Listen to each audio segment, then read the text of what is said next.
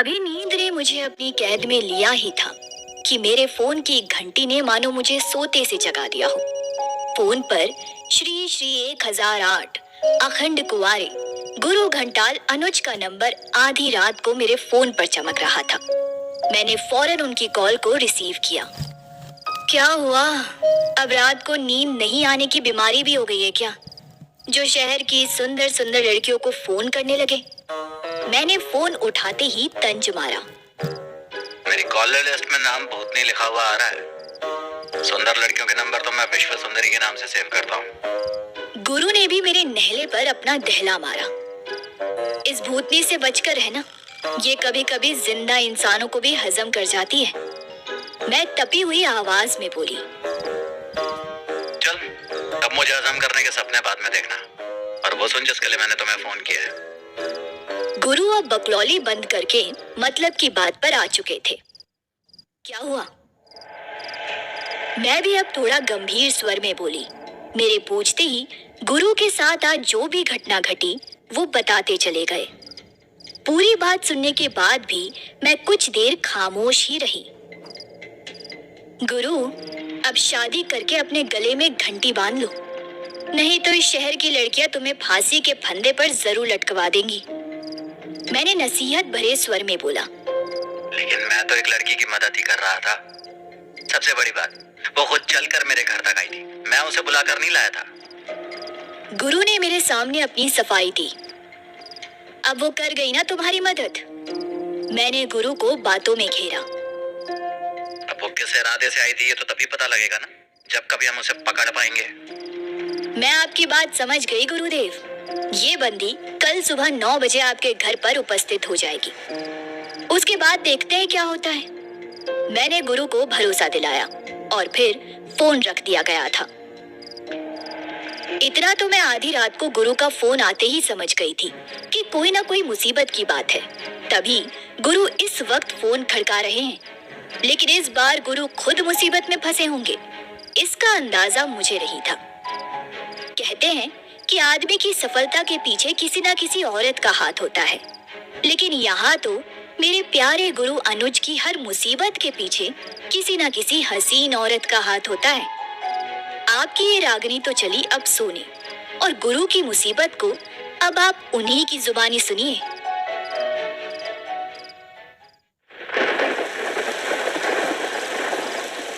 रात 8 बजे।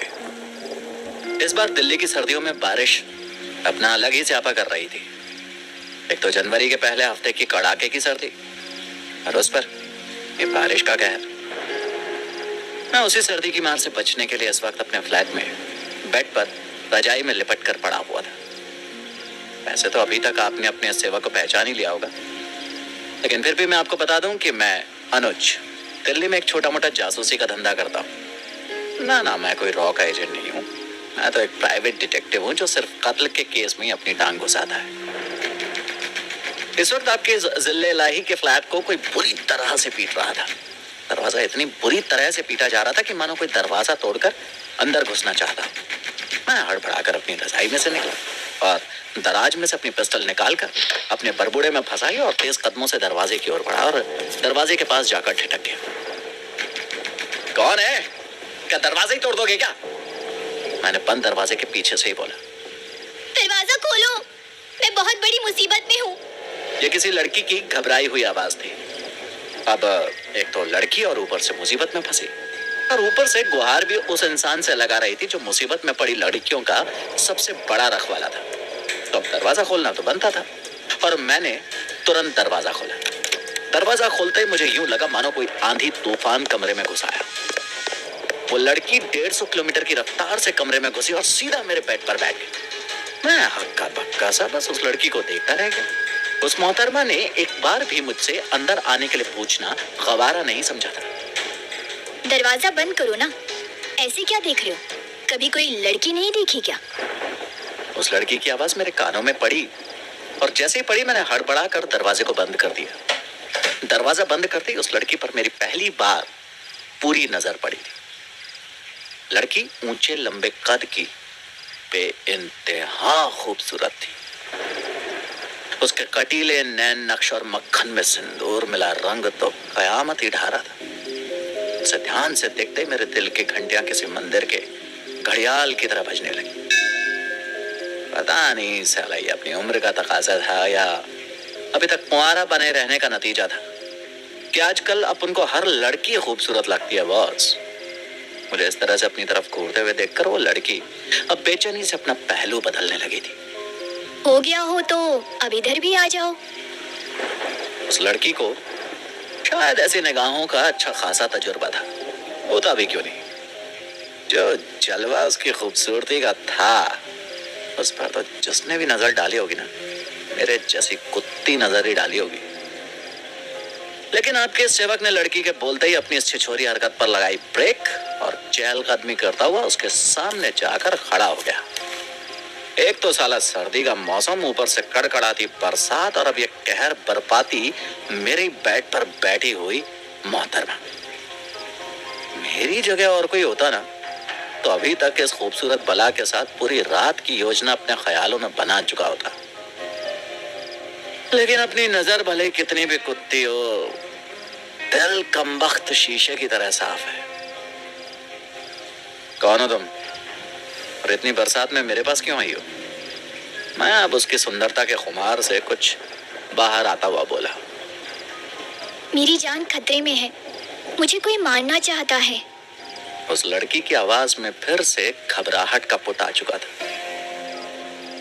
लेकिन आपको मेरे बारे में किसने बताया कि मैं मुसीबत में फंसी हसीनाओं की मदद आधी रात को भी सर के बल चलकर करता हूँ? मैं अब अपने जासूसी वाले फॉर्म में आता जा रहा था। मैं आपको नहीं जानती, मेरे पीछे तो कुछ लोग लगे हुए थे। मैं तो उनसे बचने के लिए आपके फ्लैट का दरवाजा पीटने लगी थी। उन मोहतरमा ने जो बोला था वो मेरी सोच के परे था। ऐसे कोई क्यों किसी अनजान के घर सर्दियों में घुसेगा, और ना सिर्फ घुसेगा बल्कि आकर आराम से बेड पर भी बैठ जाएगा।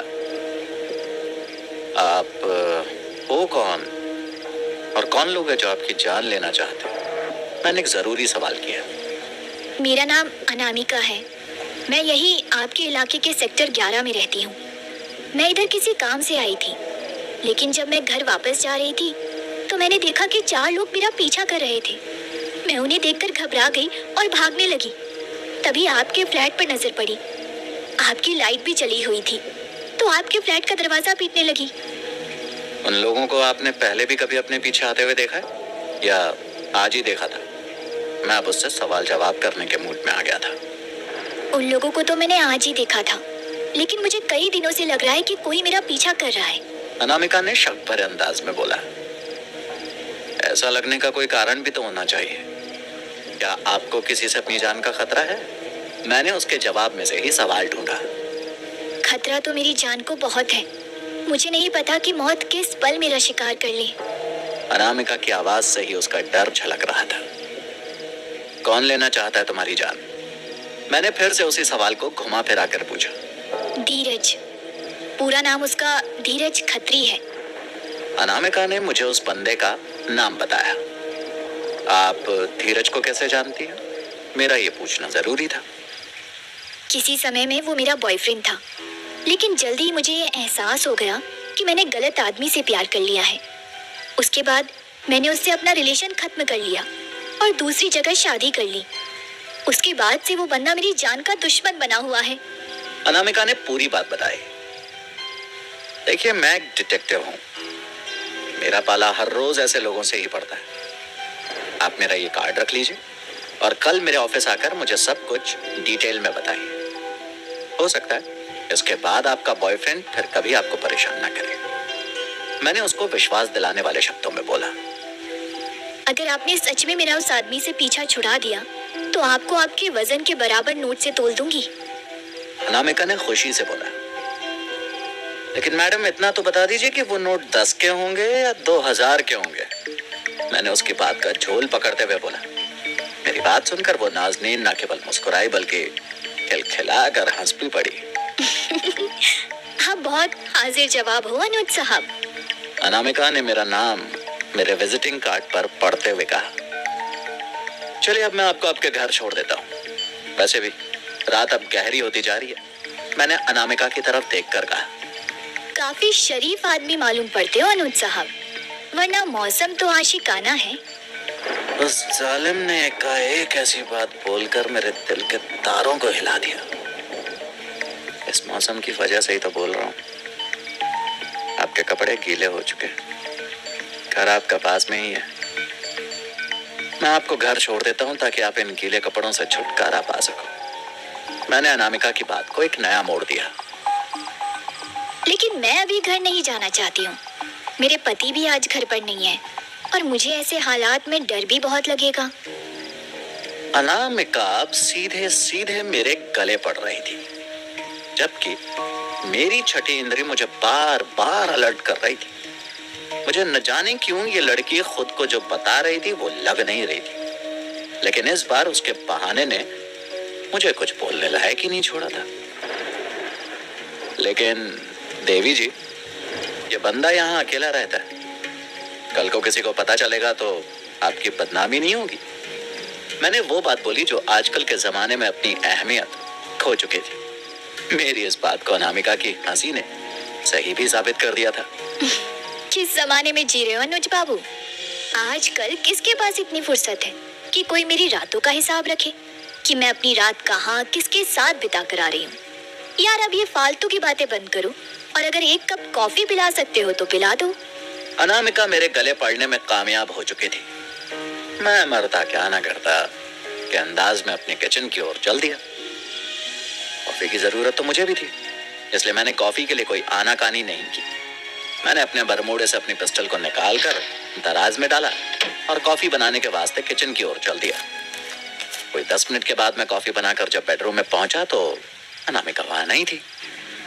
मुझे तत्काल इस बात का ध्यान हुआ कि दरवाजा मैंने अनामिका के घर में घुसते ही बंद कर दिया था और अब दरवाजा खुला हुआ था, जिसका मतलब था चिड़िया फुर्र हो चुकी थी। मैंने दोनों कॉफी के कप टेबल पे रखे और अपने बेड पर धम से बैठ गया। मेरी समझ में नहीं आ रहा था कि मेरे फ्लैट में आने का उसका मकसद था क्या आखिर। तभी अचानक ही मेरे दिमाग में एक बिजली सी कौंधी और मैं अपनी जगह से उछलकर खड़ा हो गया। मैंने तुरंत कमरे में अपनी नजर घुमाई। घर की सभी चीजें अपनी जगह पर रखी थी। फिर मैंने दराजों को खंगालना शुरू किया। दराज में नजर पड़ते ही मेरे होश फाख्ता हो चुके थे। आपके इस सेवक की पिस्टल दराज से गायब थी।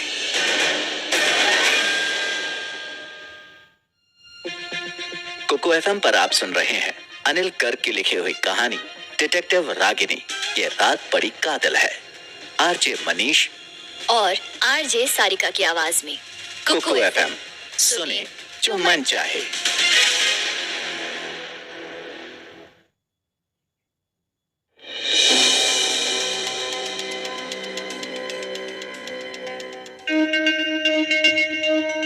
मैं 1 घंटे के अंदर ही इस वक्त लोकल थाने में पहुंच गया था।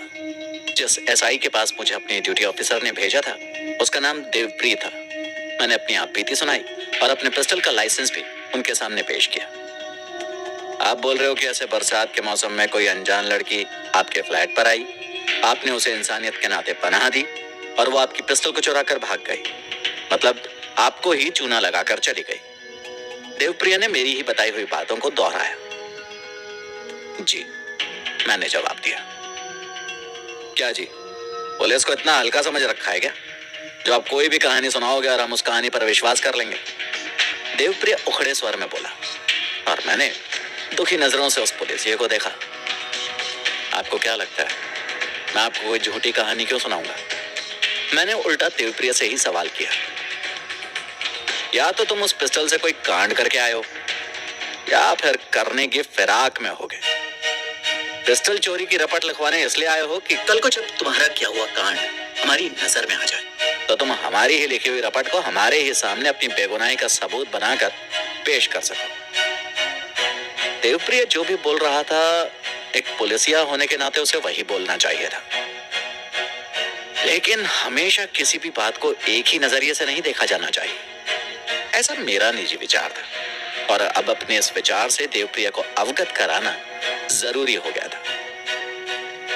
देखिए, एक पुलिस वाले की हैसियत से आपका यह सोचना बिल्कुल जायज है, लेकिन हमेशा तस्वीर का एक ही पहलू नहीं देखना चाहिए।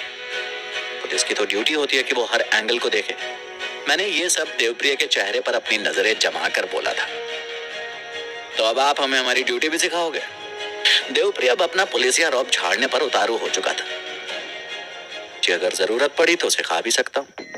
मुझे लगता है कि तुमसे तो बात करना ही समय की बर्बादी है।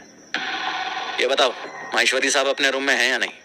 मैं उसके फिजूल के पुलिसिया गिरी से परेशान आकर बोला। तो अब साहब लोगों का नाम लेकर भी हमें डराओगे? देवप्रिया पता नहीं क्यों मुझसे पंगा लेने पर उतारू था। मैं डरा नहीं रहा हूं। मैं उनसे पूछना चाहता हूं कि जिन लोगों को पब्लिक डीलिंग करनी नहीं आती ऐसे लोगों के पास किसी फरियादी को भेजते ही क्यों? मैं अब उसको उसकी ही स्टाइल में जवाब दे रहा था। मैंने आपसे क्या गलत व्यवहार किया? मैंने अपना वही शक जाहिर किया जो मेरी जगह खुद माहेश्वरी साहब होते तो वो भी करते। देवप्रिया ने मेरी बात का जवाब उसी अंदाज में दिया। तो अपने शक के चलते आप मेरे पक्ष को नहीं सुनेंगे या सिर्फ अपने शक की बुनियाद पर ही मुझे फांसी पर चढ़ा दोगे? मेरी बात सुनकर देवप्रिया को सूझा ही नहीं कि वो जवाब क्या दे। वो चुप्पी साध कर मेरी ओर देखता रहा। जनाब मैं एक प्राइवेट डिटेक्टिव हूँ और थोड़े बहुत कानूनों की जानकारी मैं भी रखता हूँ। ये बोलकर अपना विजिटिंग कार्ड मैंने उसके सामने उसकी टेबल पर रख दिया। उसने मेरा विजिटिंग कार्ड उठाकर गौर से पढ़ा। अब तो मेरे शक की बुनियाद और ज्यादा मजबूत हो गई अनुज साहब। आप एक प्राइवेट डिटेक्टिव हैं और प्राइवेट डिटेक्टिव तो पैदाइशी खुराफाती होते ही हैं। अब सच बोल ही दो कि क्या खुराफात कर चुके हो या कौन से खुराफात करने जा रहे हो? देवप्रिया कुटिल मुस्कान के साथ मुझसे रूबरू हुआ। मैं एक कानून का पालन करने वाला बाइज्जत शहरी हूँ जो हर साल बाकायदा सरकार को इनकम टैक्स भी देता है। आपको ये कुर्सी हम जैसे लोगों की मदद करने के लिए दी जाती है, ना कि अपने ख्याली पुलाव पकाकर किसी शरीफ शहरी को परेशान करने के लिए दी जाती है। खैर मैं भी आप जैसे अहंकारी इंसान के साथ क्यों अपना समय खपा रहा हूँ। अब मैं माहेश्वरी साहब से सीधा मिल लेता हूँ और हाँ, आपके किसी के साथ बर्ताव करने के तौर तरीकों की शिकायत भी बाकायदा लिखित में करूंगा। ये बोलकर मैं तेज कदमों से उसके कमरे से निकल गया। वो बंदा पीछे से आवाज लगाता हुआ ही रह गया, लेकिन अब मैं उसकी कोई बात सुनने के मूड में नहीं था। माहेश्वरी साहब ने मेरी बात सुनते ही देवप्रिया को अपने कमरे में बुला लिया था। देवप्रिया कमरे में आकर सावधान की मुद्रा में अपने साहब के सामने आकर खड़ा हो गया था। ये अनुज साहब कानून के बहुत बड़े मददगार हैं और महकमे में काफी लोग इनका सम्मान करते हैं। इनकी जो भी शिकायत है उसे दर्ज करके उसकी एक कॉपी इनको दो। माहेश्वरी साहब ने सीधे सपाट लहजे में देवप्रिया को बोला। जी जनाब, मैं इनकी शिकायत दर्ज कर ही रहा था, लेकिन शिकायत ऐसी है कि उसके मद्देनजर मेरा इनसे पूछताछ करना जरूरी हो गया था। देवप्रिया ने मरे हुए स्वर में कहा। जब इनके खोई हुई पिस्टल से कोई वारदात हमारे सामने आ जाए तब आप अच्छे से अपने सामने बैठाकर इनसे पूछताछ कर लेना। उस समय मैं भी आपके साथ इनसे ढेर सारे सवाल करूंगा, लेकिन अभी सूत न कपास और जुलाई ऐसा लट्ठम लट्ठा होने की क्या जरूरत है? माहेश्वरी साहब ने अपनी देसी भाषा में देवप्रिया को समझाया। जी जनाब, मैं इनकी शिकायत दर्ज कर लेता हूँ। ये बोलकर देवप्रिया ने मुझे अपने साथ आने का इशारा किया।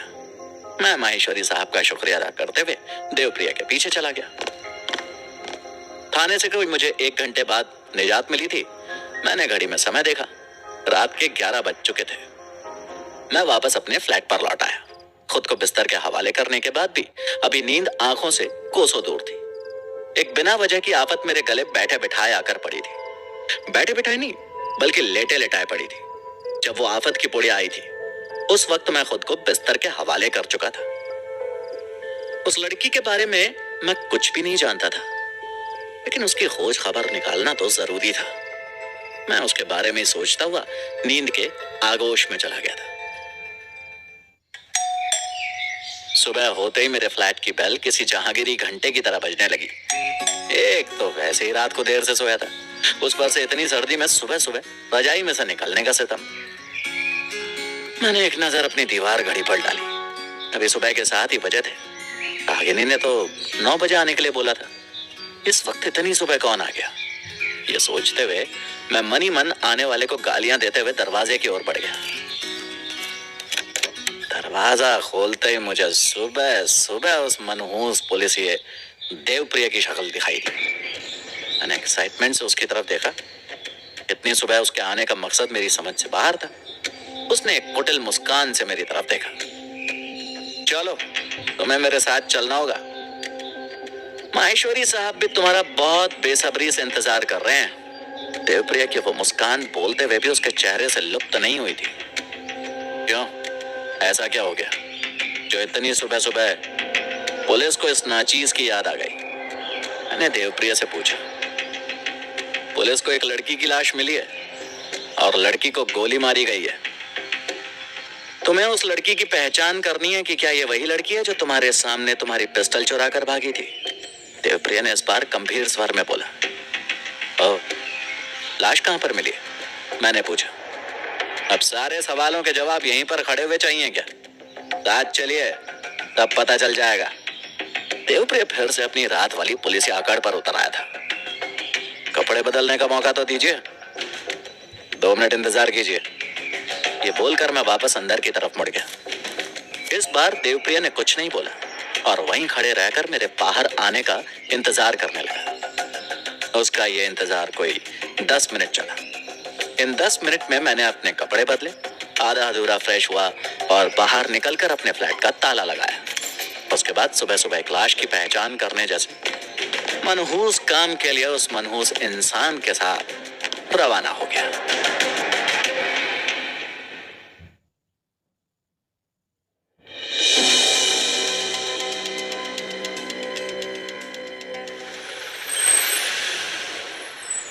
मैं ऐसा ही देवप्रिया के साथ जिस जगह पर पहुंचा था, वो जगह सेक्टर 16 की एक पुलिया थी जो ईएसआई हॉस्पिटल से थोड़ा सा आगे जाकर सेक्टर 16 को उस रोड से जोड़ती थी।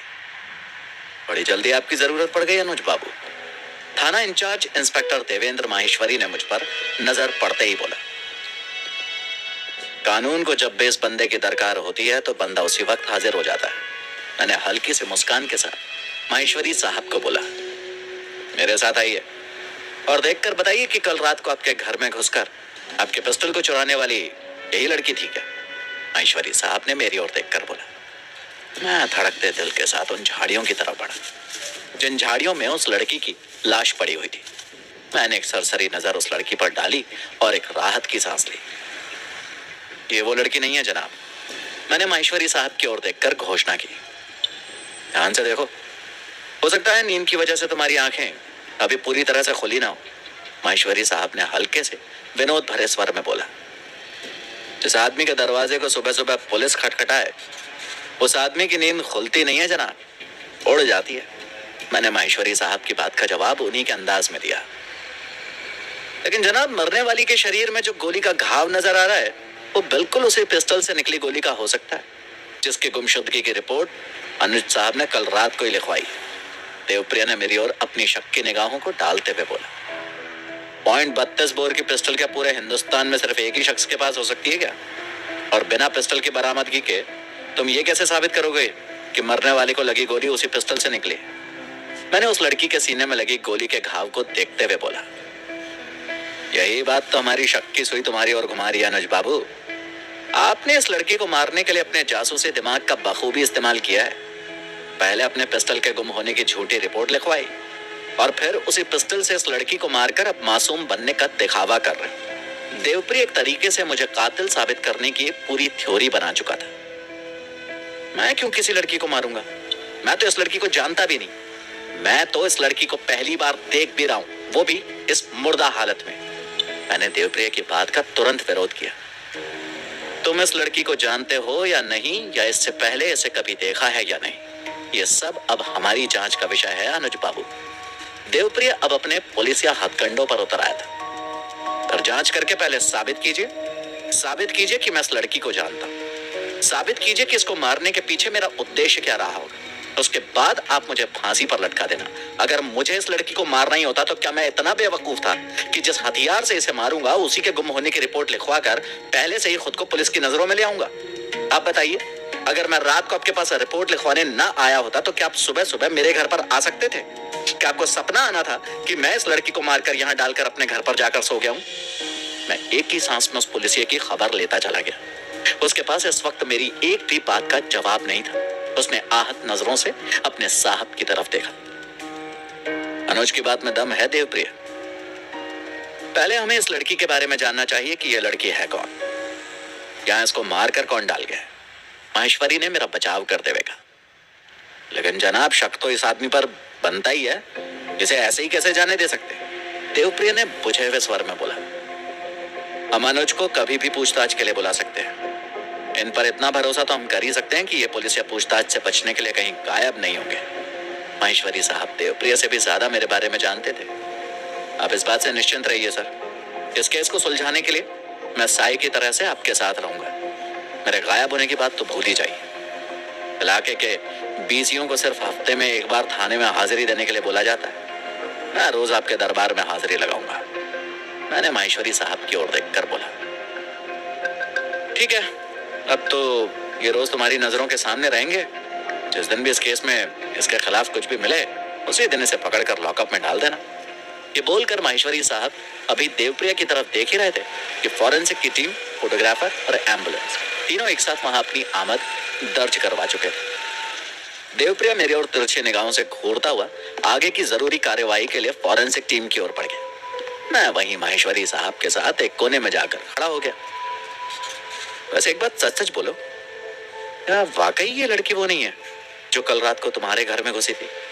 माहेश्वरी साहब ने यह पूछकर सिद्ध कर दिया था कि पुलिस वाला आखिरकार पुलिस वाला ही होता है, उसकी वर्दी पर चाहे कितने भी सितारे टंगे हो।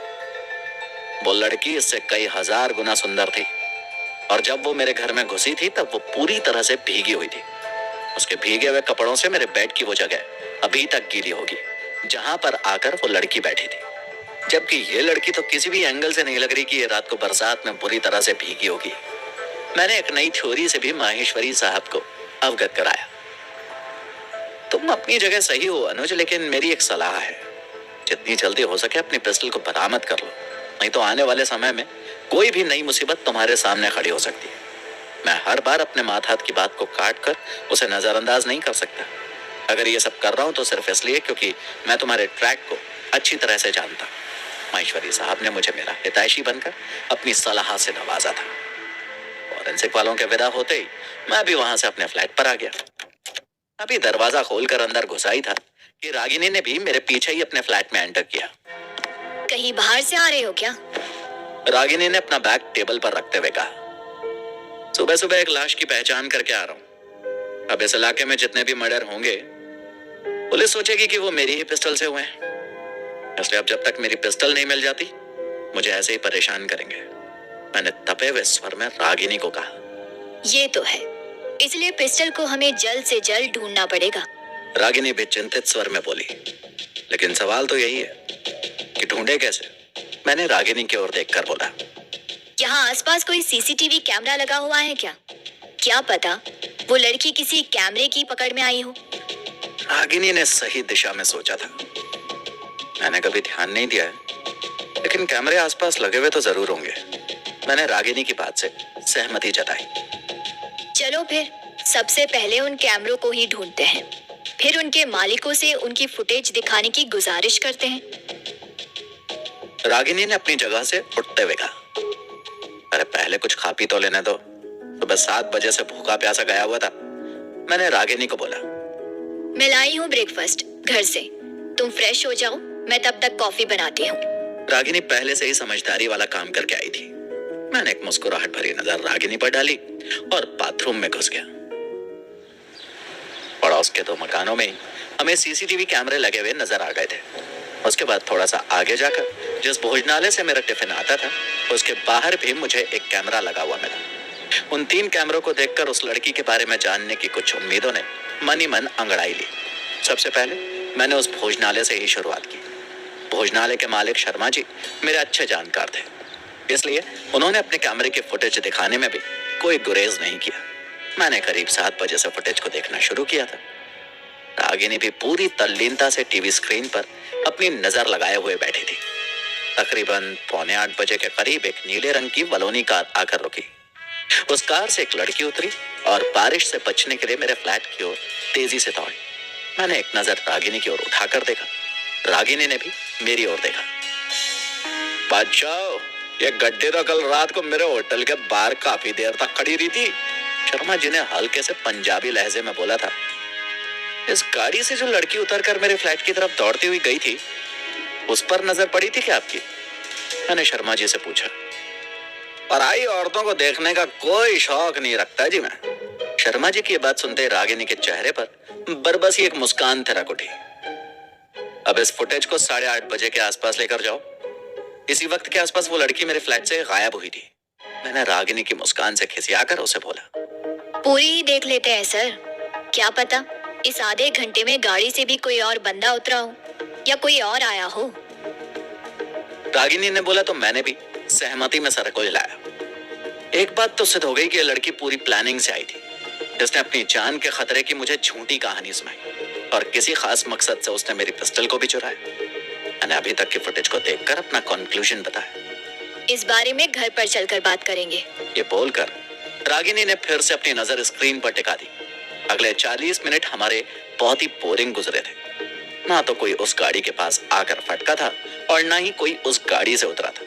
कोई 40 मिनट के बाद वही लड़की फिर से दौड़ती हुई आई और जैसे ही कार में बैठी वैसे ही गाड़ी के हेडलाइट की रोशनी सड़क पर बिखर गई। जैसे ही गाड़ी आगे बढ़ी, गाड़ी की पिछली तरफ लगा हुआ नंबर प्लेट हमारे सामने जाहिर हो गया, जिसे मुझसे पहले ही रागिनी ने अपने फोन की नोटबुक में लिख लिया।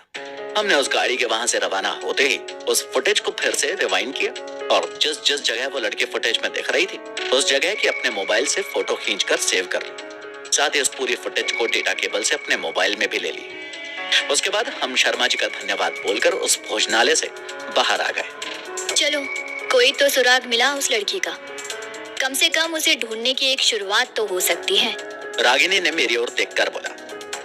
हाँ चलो, अब बाकी दोनों सीसीटीवी कैमरों की फुटेज भी देख लेते हैं। मैंने रागिनी को बोला और उन घरों की ओर बढ़ गए जिन पर वो कैमरे लगे हुए थे। लेकिन दोनों ही जगह से हमें नाउम्मीदी ही हाथ लगी थी। एक पड़ोसी ने तो अपना सीसीटीवी ही खराब बताया था और दूसरे पड़ोसी अपने काम पर जा चुके थे और घर पर ताला लटका हुआ था। मैंने निराशा से रागिनी की ओर देखा। कोई नहीं, अभी हमारे पास आगे बढ़ने के लिए उसकी गाड़ी नंबर का क्लू तो है। हम वहीं से शुरू करते हैं। रागिनी ने मेरी निराशा को भांपते हुए कहा।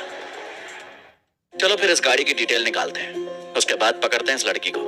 ये बोलकर मैं अपने फ्लैट की ओर बढ़ गया। आजकल किसी गाड़ी की डिटेल निकालना कुछ मिनटों का ही काम था।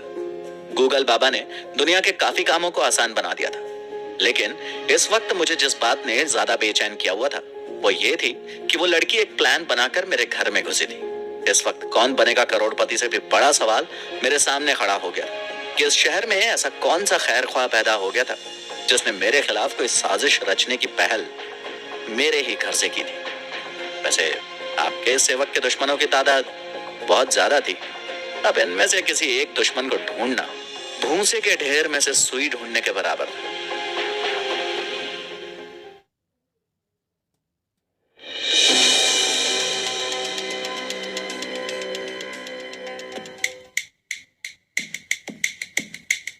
वो गाड़ी रोहिणी के ही सेक्टर 11 के पते पर रजिस्टर्ड थी। गाड़ी किसी कुमार गौरव के नाम से रजिस्टर्ड थी। सेक्टर 11 का पता देखते ही मेरी उम्मीदों के पंखों को नए परवान मिल चुके थे, क्योंकि उस अनामिका नाम की लड़की ने मुझे यही पता बताया था कि वो रोहिणी के सेक्टर 11 में ही रहती थी। उस पते के मिलने के बाद हमारा सबसे पहला काम अब उस पते पर पहुंचने का ही था। इस वक्त आपका सेवक रागिनी के साथ उसी पते पर खड़ा था। रागिनी ने उस घर की बेल बजाई। दरवाजा किसी नौकरानी ने खोला था। मैंने उसे कुमार गौरव को बुलाने के लिए बोला तो वो बिना कुछ बोले ही वापस अंदर मुड़ गई। कुछ देर में ही एक कोई 30 वर्षीय जवान मेरे सामने खड़ा था। बंदे की बॉडी देखकर लग रहा था कि वो जिम में जमकर पसीना बहा रहा है और जमकर सप्लीमेंट के डब्बे पर डब्बे खाली किए जा रहा है। जी कहिए, कहाँ से आए आप? उस शख्स ने मेरी ओर अनजान निगाहों से देखते हुए पूछा। आप ही कुमार गौरव हैं? मैंने उसकी तरफ देखते हुए पूछा। जी मैं ही कुमार गौरव हूँ। आपका मुझसे क्या काम है? उसने एक्साइटमेंट में पूछा। वो नीले रंग की वेलिनो आप ही की गाड़ी है? इस बार रागिनी ने पूछा। जी हाँ, वो मेरी ही गाड़ी है।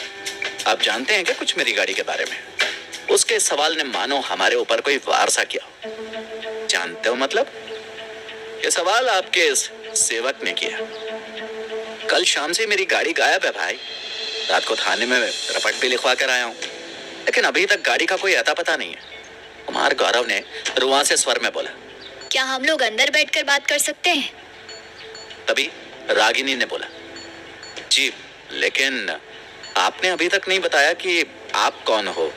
कुमार गौरव के लिए भी ये मुसीबत थी कि वो ऐसे ही किसी अनजान लोगों को अपने घर के अंदर घुसा नहीं सकता था।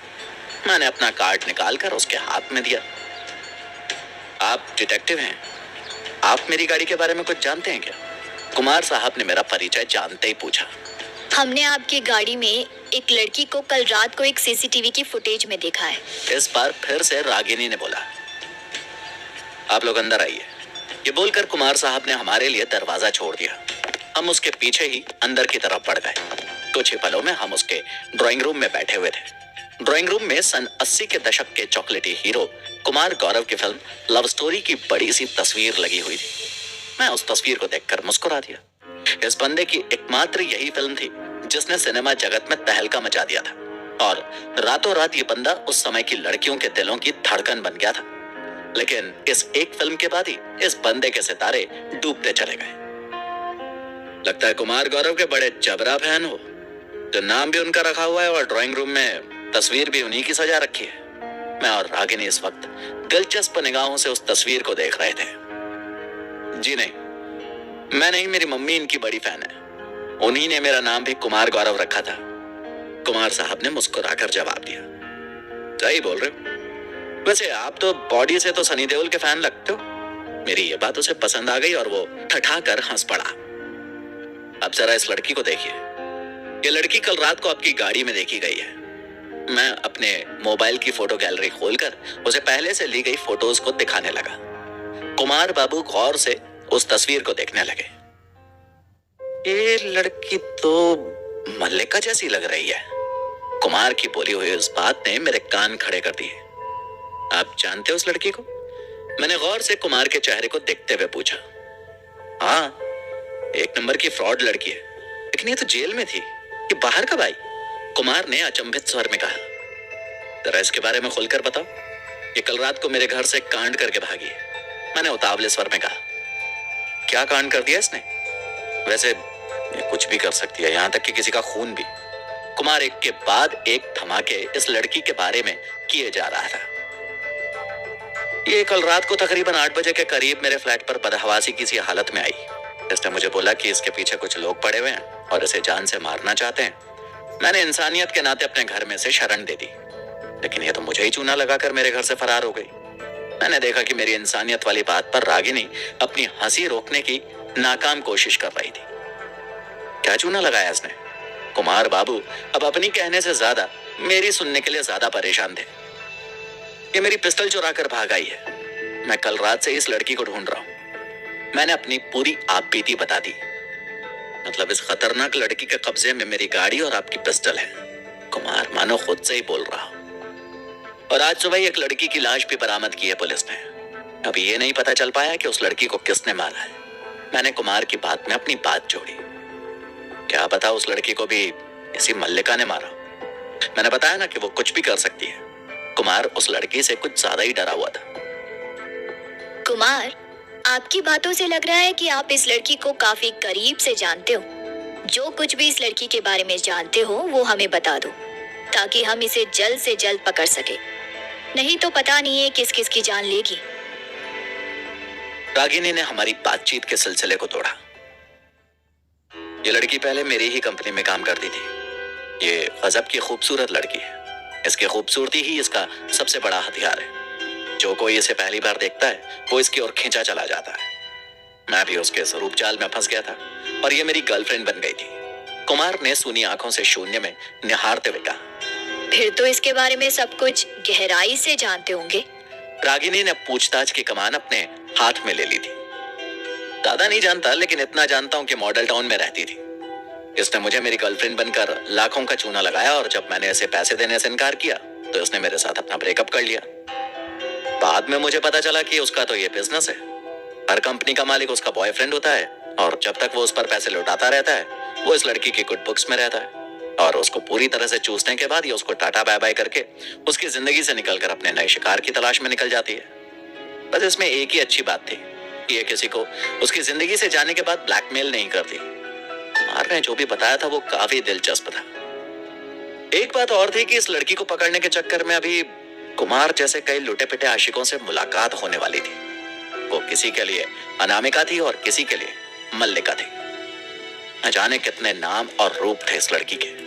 बहरहाल इतना तो कुमार की बातों से स्पष्ट था कि ये लड़की बहुत खतरनाक थी। लेकिन इस खतरनाक लड़की ने इस बार एक गलती कर दी थी कि इसने अनजाने में अनुज दी ग्रेट से पंगा ले लिया था।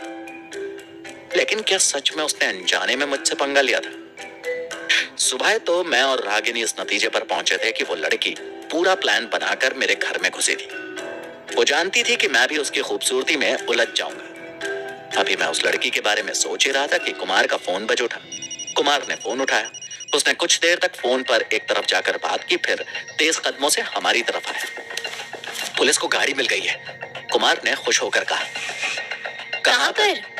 मेरा और रागिनी का साथ में सवाल गूंजा। यहीं सेक्टर 6 में अंबेडकर हॉस्पिटल के पीछे वाली रोड पर मिली है पुलिस को। कुमार ने मेरी ओर देखकर जवाब दिया। चलो फिर आप हमारे साथ आओ, क्या पता आपकी गाड़ी से ही आगे के कोई सुराग मिल जाए। मेरी बात सुनकर कुमार ने साथ चलने में कोई भी हिचकिचाहट नहीं की और हमारे साथ बाहर की ओर चल पड़ा। अंबेडकर हॉस्पिटल के पिछले गेट से थोड़ी सी दूरी पर ही कुमार की वही नीले रंग की बलिनो खड़ी हुई। इस वक्त उस गाड़ी को 3-4 पुलिस वाले घेर कर खड़े थे और कुछ लोग उस गाड़ी की जांच में लगे हुए थे।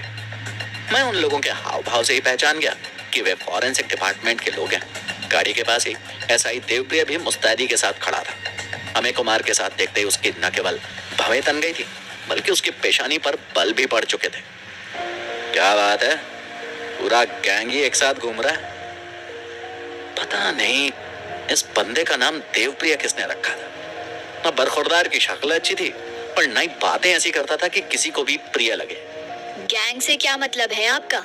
मुझसे पहले रागिनी ने देवप्रिया से उसकी बात का मतलब पूछ लिया। आप में से एक बंदे की गाड़ी चोरी हुई है और उस गाड़ी में किसी के ताजा खून के धब्बे और निशान पाए जाते हैं और एक बंदे की पिस्टल गायब है और वैसी पिस्टल से निकली एक गोली किसी की जान भी ले चुकी है।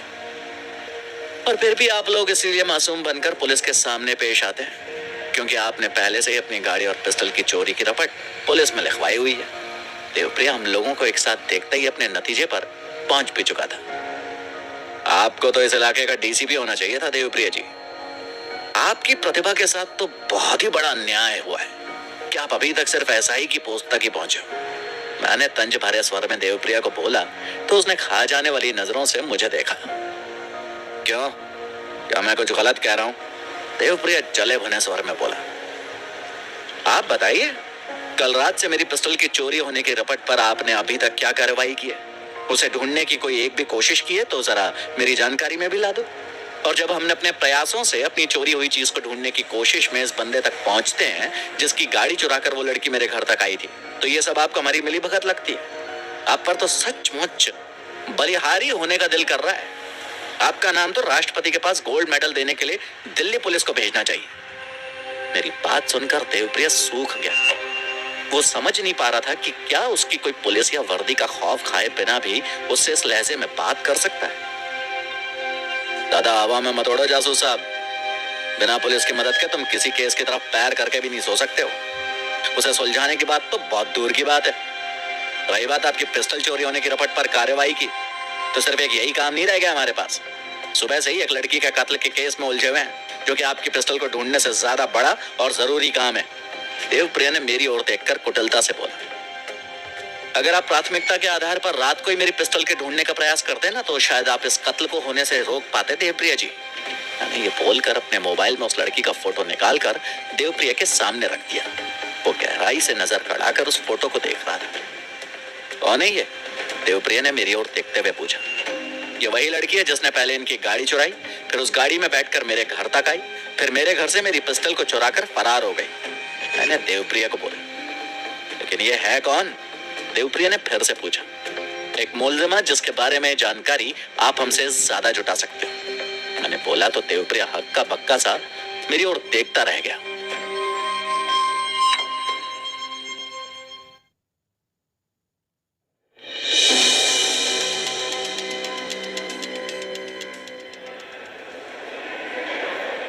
इस वक्त हम रोहिणी थाने में बैठे हुए थे। कुमार गौरव के बताए हुए मल्लिका नाम के अनुसार उसका पुलिस रिकॉर्ड खंगाला जा रहा था। लेकिन मल्लिका के नाम से कोई भी डेटा पुलिस के डेटा में नहीं मिल रहा था।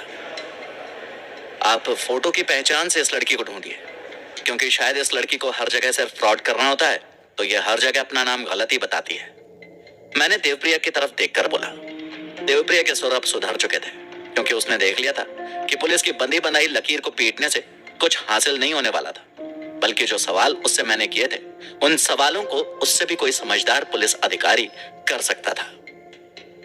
लेकिन तुम्हारे पास जो फोटो है वो बहुत धुंधली है, शायद डेटा उसे पकड़ ना पाए। देवप्रिया की इस बात में दम था।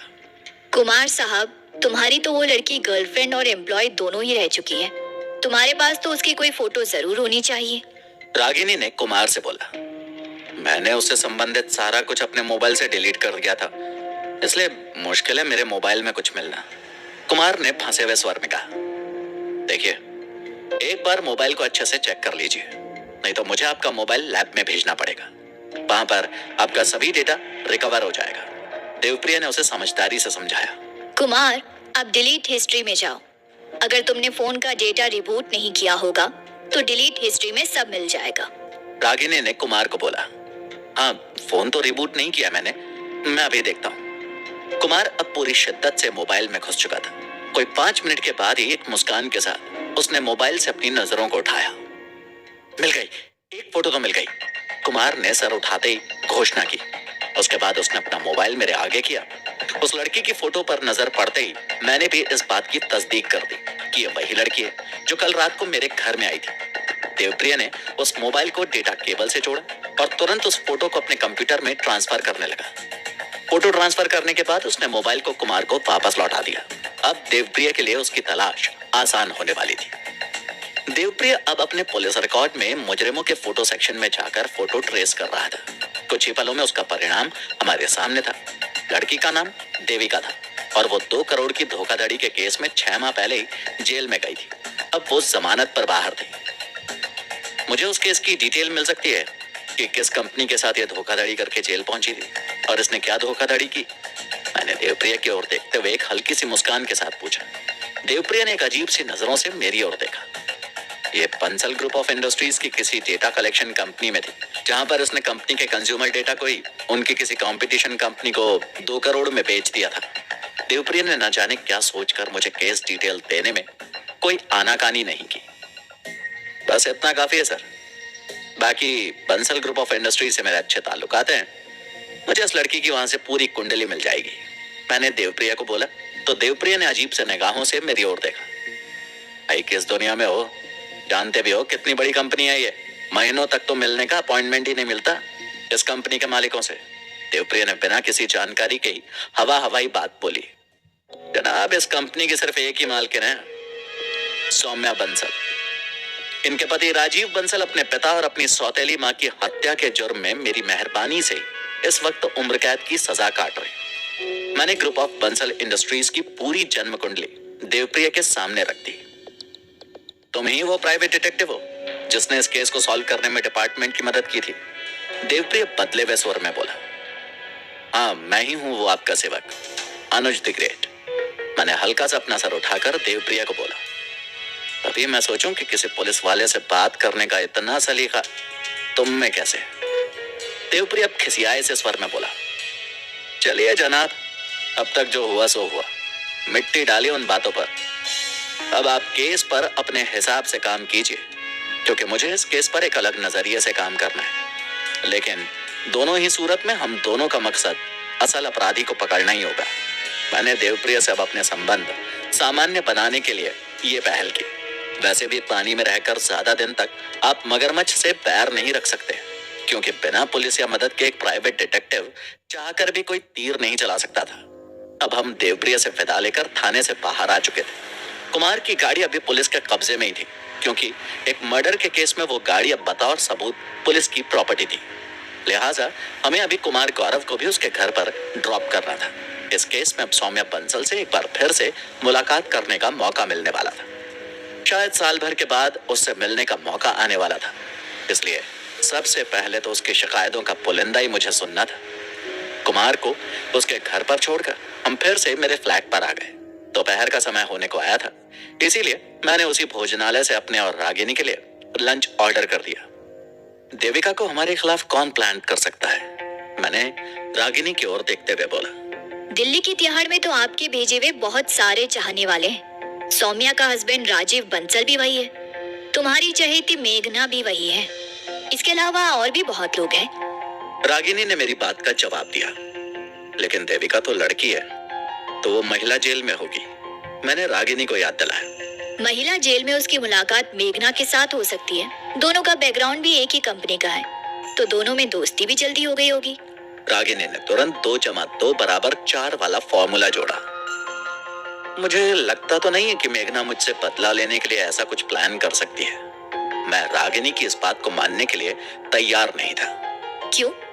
वो तुम्हारी वजह से आज जेल में सड़ रही है, तो कभी तो तुम्हें भी किसी जाल में फंसाने का उसके दिमाग में ख्याल आया ही होगा। रागिनी की इस बात में दम था। एक काम करते हैं, खाना खाकर तुम सौम्या से बात करो, फिर उससे मिलने चलते हैं। इस देविका की भी अब पूरी कुंडली निकालना जरूरी है। रागिनी ने लंच की थाली को मेरे सामने रखते हुए कहा। लेकिन मैं रागिनी के बोलने से पहले ही सौम्या को फोन मिला चुका था। उधर से तीसरी बेल बजने के बाद सौम्या ने फोन उठाया। मैं तो आज धन्य हो गई। उधर से सौम्या ने फोन उठाते ही बोला, मैं भी कृतार्थ हो गया इतनी खूबसूरत लड़की की इतनी मधुर आवाज को सुनकर। मैं जानता था कि सौम्या फोन उठाते ही ऐसा ही कुछ बोलने वाली थी। तुम्हें अगर मेरी सुंदरता की जरा भी कदर होती, तो कम से कम रात को सोने से पहले एक फोन तो रोज करते तुम मुझे। सौम्या ने शिकायती लहजे में बोला, तुम फोन करने की बात कर रही हो मेरी जान? मैं तो तुमसे मिलने के लिए बेताब हुआ जा रहा हूँ। ये बताओ अभी कहाँ मिल सकती हो? मैंने तुरंत बात बनाई। बिना किसी काम के तो तुम मेरे पास आने से रहे, इसलिए पहले काम बताओ, फिर बताऊंगी मैं कहाँ हूँ। सौम्या भी अब बातों को बहापना सीख गई थी। सिर्फ तुम्हारे हसीन मुखड़े के दर्शन करने हैं और तुम्हारे साथ कॉफी पीनी है, और रागिनी भी मेरे साथ आना चाहती है। मैंने सौम्या को बोला। रागिनी भी साथ आ रही है? तो पक्का किसी काम से ही आ रहे हो तुम। चलो, तुम मेरे पास आ रहे हो इतना ही काफी है। राजेंद्र पैलेस वाले ऑफिस में हूँ, यही आ जाओ। 6 बजे तक यही हूँ। सौम्या ने मुझे बोला। ठीक है मेरी गुले गुलजार, तुम्हारा ये बिछड़ा हुआ प्यार सिर के बल दौड़ता हुआ आ रहा है। मेरी बात सुनकर सौम्या की एक जोर की हंसी गूंजी और फिर फोन रखने की आवाज सुनाई दी। फोन रखते ही मैंने देखा कि रागिनी मेरी ओर ही देख रही थी। तो तुम सौम्या मैडम का बिछड़ा हुआ प्यार हो? रागिनी ने तंज भरे स्वर में कहा। अभी चल रही हो ना मेरे साथ, तुम खुद देखना कि वो मुझसे ऐसे चिपक कर मिलेगी जैसे हम कई जन्मों से बिछड़े हुए प्रेमी हो। मैंने रागिनी को बोला। देखते हैं कितना मरे जा रही है वो तुमसे मिलने के लिए। जल्दी से खाना खा लो, कहीं लेट हो गए तो वो सुसाइड ना कर ले। रागिनी ने कुटिल मुस्कान के साथ बोला। कुछ जलने की बू आ रही है। इस ढाबे वाले ने भी लगता है जली हुई सब्जी भेज दी। ये बोलकर मैंने एक सब्जी की कटोरी उठाकर उसकी महक को सूंघने लगा। ओए मिस्टर, जले मेरी जूती, अपना जलवा भी कोई कम नहीं है। रागिनी ने मुझे हूल दी। मुझे कई बार रागिनी की इन बातों पर बड़ा मजा आता था, लेकिन मैं इस बहस को अब अपनी गाड़ी में सफर के दौरान बचा कर रखना चाहता था। इसलिए मैंने अपना पूरा ध्यान अपने खाने में लगा दिया था। 4 बजे तक हम लोग सौम्या के राजेंद्र पैलेस वाले ऑफिस में उसके कैबिन में मौजूद थे। सौम्या ने अपनी कुर्सी से उठकर बाकायदा गले लगाकर स्वागत किया था। जब सौम्या मुझे गले से लगा रही थी तो मैंने रागिनी को इशारा करके अपना जलवा दिखाया था। जवाब में रागिनी ने बड़ी अजीब सी हरकत की थी। उसने चिढ़ाने वाले अंदाज में अपनी जीभ को हल्का सा बाहर निकाला था। यार, तुम्हें कभी मेरी याद आती है या नहीं, या हमारे रिलेशन सिर्फ प्रोफेशनल है? सौम्या ने मुझे मेरी कुर्सी पर बिठाते हुए कहा। नहीं सौम्या, तुम्हें तो मैंने हमेशा अपना माना है, इसीलिए हक से तुम्हारे पास चला आता हूँ। मैंने सौम्या के हाथ को अपने हाथ में लेते हुए कहा। अगर अपना मानते तो आज इतने महीनों के बाद मिलने नहीं आते, और मुझे आज भी यकीन है कि तुम बिना काम के तो नहीं आए होंगे। सौम्या ने कुर्सी पर बैठते हुए कहा। काम के सिलसिले में ये नहीं आए सौम्या मैडम, काम के सिलसिले में मैं आपसे मिलने आई हूँ। तभी रागिनी ने मुझे धर्म संकट से निकाला, क्योंकि सौम्या की ऐसी अपनत्व भरी शिकायत सुनकर अब मेरा साहस नहीं हो रहा था कि मैं उससे बोल पाऊं कि मैं आज भी तुमसे काम की वजह से ही मिलने आया। क्यों? अनुज की डिटेक्टिव एजेंसी बंद हो रही है क्या? जो तुम्हें काम के लिए मेरे पास आना पड़ा। चिंता मत करो, मैं अनुज की एजेंसी बंद नहीं होने दूंगी जब तक मैं जीवित हूँ। सौम्या ने मुस्कुराते हुए कहा। नहीं सौम्या, तुम्हें गलतफहमी हो रही है। मैं एक केस के सिलसिले में तुमसे मिलने आई हूँ। रागिनी ने सौम्या के उस मजाक का जवाब दिया। इसका मतलब तुमने अपनी एक अलग डिटेक्टिव एजेंसी खोल ली है। यार ये तो बड़ा झोल कर दिया तुमने। अब कल को कोई केस देना होगा तो मैं किसको दूंगी? एक मेरी छोटी बहन है और एक मेरा प्रिंस चार्मिंग है। सौम्या ये बोलकर फिर से मुस्कुराई। रागिनी ने आहत भरी नजरों से सौम्या की ओर देखा। सौम्या, पहले कॉफी मंगवा लो क्योंकि आज तुम बहुत फनी मूड में लग रही हो। रागिनी ने सौम्या को मुस्कुराते हुए बोला। चलो कॉफी तो पिलाऊंगी, पहले ये बताओ क्या काम है तुम्हें? इस बार सौम्या ने गंभीर स्वर में कहा। तुम्हारी कंपनी में एक देविका नाम की लड़की काम करती थी जिसने कंपनी के साथ 2 करोड़ का फ्रॉड किया था। रागिनी ने ये बोलकर सौम्या की तरफ देखा। हाँ, लेकिन उसे तो हमने जेल भिजवा दिया था। सौम्या को उस लड़की के बारे में याद था। वो लड़की इस वक्त जेल से बाहर है, शायद जमानत पर आई हो।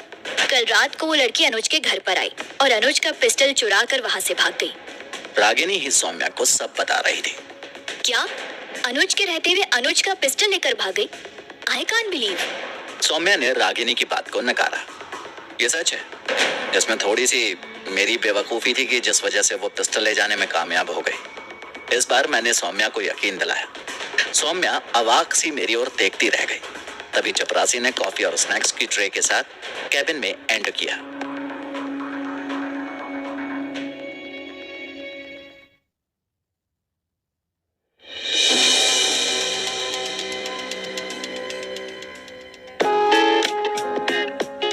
तुम जरूर उसकी खूबसूरती पर मर मिटे होंगे। वो जालिम चीज ही ऐसी है। सौम्या अजीब सी मुस्कान के साथ बोली।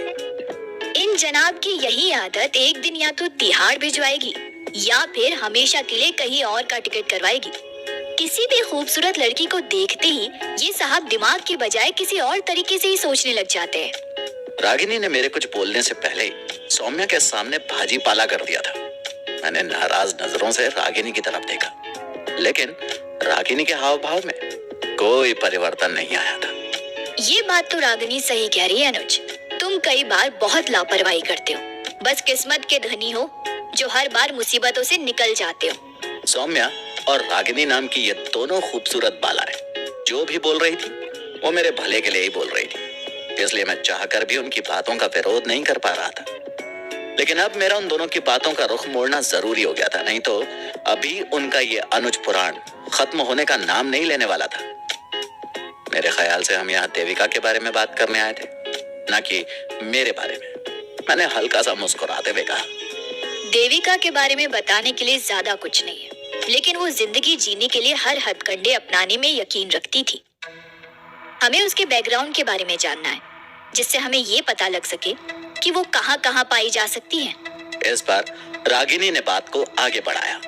वो सब जानकारी तो उसके बायोडेटा में मिल जाएगी, लेकिन उसमें उसकी कोई पर्सनल जानकारी नहीं होगी, सब प्रोफेशनल ही होगी। सौम्या ने कुछ सोचते हुए कहा। मुझे धोखाधड़ी के उस केस की फाइल मिल सकती है जो तुमने उस पर किया था? वो तो तुम हमारी लीगल सेल से ले सकते हो। वहाँ रोशनी नाम की एडवोकेट मिलेगी, मैं उन्हें बोल दूंगी। लेकिन वो बहुत चालाक लड़की है। उसने गिने चुने दिनों में ही मेरी कमजोरी का पता लगा लिया था। उसके बाद उसने मुझे मेरे घर तक अप्रोच किया। लेकिन जब से मेघना वाला केस हुआ है, मैं अब ऑफिस के स्टाफ को घर तक नहीं लेकर आती हूँ। लेकिन वो 2-3 बार मुझे होटल के कमरे में मिली थी, तब उसके बारे में कुछ उसकी निजी बातें पता चली थी। ये बोलकर सौम्या एक पल को चुप हो गई थी। दरअसल सौम्या की कमजोरी कई बार उसके लिए बहुत घातक सिद्ध हो चुकी थी। सौम्या एक अजीबोगरीब बीमारी से पीड़ित थी। वो बीमारी थी उसका निम्फोमेनियक होना। इस बीमारी में इंसान के जिस्म की हवस कभी पूरी नहीं होती। इसी वजह से सौम्या चाहे पुरुष हो या औरत, किसी के साथ भी शारीरिक संबंध बनाने में गुरेज नहीं करती थी। पता नहीं उसने मुझे जो कुछ बताया था वो सच है या झूठ, लेकिन अगर वो जानकारी तुम लोगों के कुछ काम आ सके तो मैं तुम लोगों को बता सकती हूँ। सौम्या ने ये बोलकर हमारी ओर देखा। उससे जुड़ी हर जानकारी हमारे काम की हो सकती है। अब उसने सच बोला या झूठ, ये तो हमारी जांच में पता चल ही जाएगा। मैंने सौम्या की ओर देखते हुए कहा। जब वो दूसरी बार मुझे संग्रीला में मिली थी तो उसने मुझे बताया था कि कोई आदमी उसे ब्लैकमेल कर रहा है और वो उसे अब तक 2 लाख रुपए दे चुकी है। उसके बावजूद अब वो एक साथ 10 लाख की डिमांड कर रहा है। उसने इस बारे में मुझसे मदद मांगी थी, लेकिन मैंने उसे ठीक उसी प्रकार से मना कर दिया था जिस प्रकार से मैंने मेघना को 5 लाख देने से मना कर दिया था। सौम्या ने मुझे बताया। फिर जैसे मेघना ने उस बात से नाराज होकर तुम्हारी हत्या की साजिश रची थी, ठीक वैसे ही इस बंदी ने दूसरा रास्ता अख्तियार किया और तुम्हारे डेटा को ही तुम्हारे राइवल कंपनी को बेच दिया। रागिनी ने सौम्या को बोला। रागिनी, कॉर्पोरेट में ये सब चलता रहता है। डेटा चोरी करवाना, टेंडर के बारे में किसी लूप होल को जानना, यहाँ तक कि किसी सरकारी टेंडर के बाद तो विरोधी पार्टियों से धरने प्रदर्शन करवाना तक राइवल कंपनियों के हथकंडे होते हैं। कॉर्पोरेट की जासूसी में आ जाओ, यहाँ ज्यादा मजा है। सौम्या ने रागिनी की ओर देखकर बोला। जिस दिन शहर में मर्डर होने बंद हो जाएंगे उस दिन कॉर्पोरेट के लिए जासूसी करने लगूंगी। रागिनी ने मुस्कुराते हुए जवाब दिया। तुम्हें देविका ने सिर्फ ब्लैकमेलिंग के बारे में ही बताया था या ब्लैकमेलर के बारे में भी बताया था? मैंने बातचीत को फिर से देविका पर लाने के लिए बोला। पूरा नाम नहीं जानती मैं, बस किसी कुमार के बारे में बार बार बोल रही थी। उस दिन उसने कुछ ज्यादा ही पी ली थी, इसलिए पूरी रात वो उस कुमार को ही गाली देती रही। सौम्या ने जब कुमार के नाम का जिक्र किया तो मेरी नजरों के आगे कुमार गौरव का चेहरा घूम गया। देविका की जानकारी के एक कुमार को तो हम भी जानते हैं। रागिनी भी उसी कुमार गौरव के बारे में सोच रही थी। वो कुमार जिंदा है अभी तक? वो तो उस दिन नशे में कुमार को बार बार मार डालने की बात कर रही थी। सौम्या ने आश्चर्य से बोला। उसी बंदे की गाड़ी उसने कल रात को चुराई थी। उसी गाड़ी में बैठकर वो मेरे घर आई और फिर उसी गाड़ी में किसी के खून के धब्बे आज पुलिस को मिले। मैंने सौम्या को बोला। ये तो कोई खतरनाक खेल खेल रही है। एक तीर से कई शिकार करना चाह रही है। सौम्या ने मेरी ओर देखकर हैरानी से कहा। लेकिन लाख टके का सवाल यह है सौम्या कि वो मेरा शिकार क्यों करना चाहती है? मेरी उससे क्या दुश्मनी? मैंने सौम्या की ओर देखकर बोला। शायद जेल में बंद कोई तुम्हारा सताया हुआ इंसान तुम्हें किसी झमेले में फंसाकर तुमसे बदला लेना चाहता हो। सौम्या ने भी वही सोचा था जो अभी तक हम सोच रहे थे। ठीक है सौम्या, ऐसे सताए हुए इंसान को भी जल्दी ही ढूंढ लूंगा मैं। अभी तो तुम मुझे उस फ्रॉड केस की फाइल दिखाओ और देविका का बायोडाटा भी दो। मैं वहां से चलने के फिराक में था। कहीं जाने का इरादा है? आज तुम दोनों मेरे साथ मेरे घर चलो, साथ में डिनर करेंगे। सौम्या ने कहा। डिनर के लिए फिर कभी आएंगे सौम्या। अभी तो हमें उस कुमार को दोबारा टटोलना पड़ेगा जिसके बारे में अभी तुमने बताया। मैंने सौम्या को बोला। फिर कभी तो तुम साल भर के बाद ही आओगे। मेरी एक बात समझ नहीं आती कि तुम मुझसे इतना दूर दूर क्यों भागते हो। सौम्या ने शिकायती लहजे में बोला। यार मैं तो हुस्न का शहदाई इंसान हूँ, मैं क्यों तुमसे दूर भागूंगा?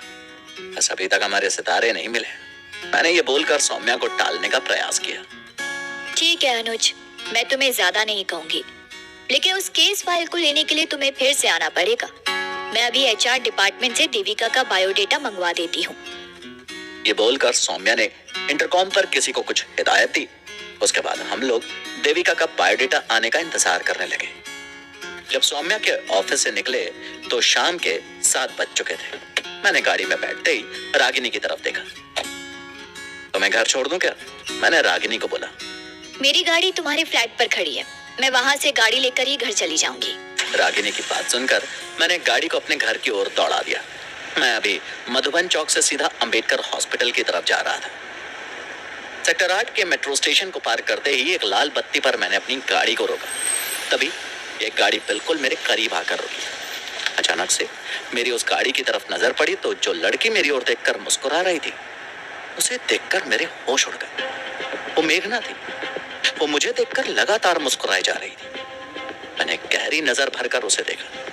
मेरी ये समझ में नहीं आ रहा था कि वो जेल से बाहर कब आई। घर जा रहे हो?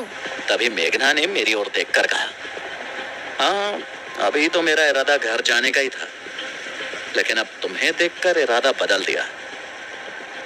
अब आज की शाम तुम्हारे साथ बिताने का इरादा है। अभी मैंने बोला ही था कि वो 3 मिनट की लाल बत्ती अब हरी बत्ती में बदल चुकी थी और मेघना ने गाड़ी को तेजी से आगे बढ़ा दिया था। मैंने भी उसके पीछे गाड़ी को दौड़ाया। लेकिन उसका इरादा मुझे देखकर भागने का नहीं था। उसने थोड़ी सी आगे जाकर गाड़ी को साइड में लगा ली। मैंने भी उसके पीछे ही गाड़ी को रोका और अपनी गाड़ी से उतरकर मेघना की गाड़ी की ओर लपका। रागिनी लपक कर ड्राइविंग सीट पर आ गई थी। उसने मेरे साथ बाहर आने का कोई प्रयास नहीं किया। मैं मेघना की गाड़ी के पास उसकी ड्राइविंग सीट की तरफ पहुंचा। तुम मेरे साथ गाड़ी में आओ अनुज। रागिनी को बोलो वो हमारे पीछे पीछे आ जाए। तुमसे कुछ बहुत जरूरी बात करनी है। मेघना ने मेरी ओर देखकर कहा। बातें तो मुझे भी तुमसे बहुत सारी करनी है, मैं आता हूं अभी। ये बोलकर मैं रागिनी के पास जाकर उसे गाड़ी को पीछे लेकर आने के लिए बोला और वापस आकर मैं मेघना की गाड़ी में बैठ गया। जेल से कब बाहर आई तो? मैंने गाड़ी में बैठते ही मेघना से पूछा। थोड़ी सेटिंग करके जमानत लेकर आई हूँ। मेघना ने शॉर्ट में बताया। यहाँ कैसे? इत्तेफाक से मिली हो या फिर पीछा कर रही हो? मैंने हल्की सी मुस्कुराहट के साथ पूछा। समझ लो पीछा ही कर रही हूँ, एक जरूरी काम था तुमसे। मेघना ने मेरी ओर देखकर कहा। मुझसे क्या काम आ गया तुम्हें? और मेरा पीछा क्या सौम्या के ऑफिस से ही कर रही हो? मैंने उसकी तरफ देखकर बोला। हाँ, जब तुम सौम्या के ऑफिस में जा रहे थे तो मैं भी सौम्या से मिलने ही जा रही थी, लेकिन तुम्हें वहां जाते हुए देखकर मैं वापस पार्किंग में आकर अपनी गाड़ी में बैठ गई थी। मेघना का व्यवहार मेरी समझ में नहीं आ रहा था। तुम्हें मुझसे क्या काम है? मैंने अब उससे काम पूछना ही सही समझा। मेरी एक फ्रेंड मुसीबत में है, उसे तुम्हारी मदद चाहिए अनुज। मेघना ने मेरी ओर कातर दृष्टि से देखते हुए कहा। तुम्हारी अब कौन सी फ्रेंड मुसीबत में? मैं उसी से मिलवाने के लिए तुम्हें लेकर जा रही हूँ। मैंने देखा कि मेघना रिठाला का मेट्रो स्टेशन भी पार करके सेक्टर 24 की ओर अपनी गाड़ी को मोड़ चुकी थी। मैंने एक बार घूम कर देखा, रागिनी बदस्तूर हमारे पीछे ही आ रही थी। कोई 10 मिनट उस सेक्टर में ही गाड़ी को घुमाने के बाद उसने एक फ्लैट के बाहर गाड़ी रोक दी। इसी फ्लैट के फर्स्ट फ्लोर पर जाना है। मेघना ने गाड़ी का दरवाजा ओपन करते हुए कहा। मैंने देखा कि रागिनी भी मेघना की गाड़ी के पीछे गाड़ी लगा चुकी थी और गाड़ी से उतरकर मेरे नजदीक आकर खड़ी हो गई थी। मेघना ने भी अपनी गाड़ी को लॉक किया और उस फ्लैट की पहली मंजिल की ओर बढ़ गई। हम दोनों भी उसी के नक्शे कदम पर चल पड़े थे। पहली मंजिल पर पहुंचकर मेघना ने बेल बजाई। कोई 2 मिनट के बाद एक जोड़ी कदमों की आवाज दरवाजे के करीब आती हुई सुनाई दी। दरवाजा खुला और दरवाजे पर इस वक्त मेरी नजर में अनामिका, कुमार गौरव की नजर में मल्लिका और पुलिस फाइल में देविका के नाम से पाई जाने वाली वही खूबसूरत जानिसार नरगिसे मस्ताना खड़ी हुई थी और मेरी ओर देखकर वो मंद मंद मुस्कुरा रही थी। उसे वहां देखकर मेरे होठों पर भी एक कुटिल मुस्कान थिरकने लगी थी।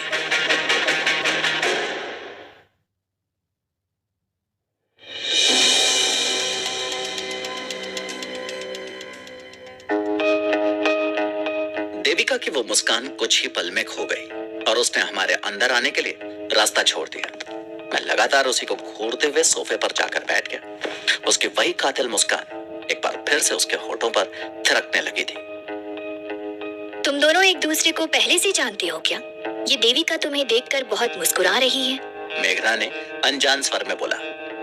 ये तो यही मोहतरमा बताएंगी कि ये मुझे कैसे जानती है, लेकिन मैं इतना जरूर जानता हूँ कि ये लड़की मुझे बेवकूफ बनाकर मेरे घर से मेरा पिस्टल चुरा कर भागी है।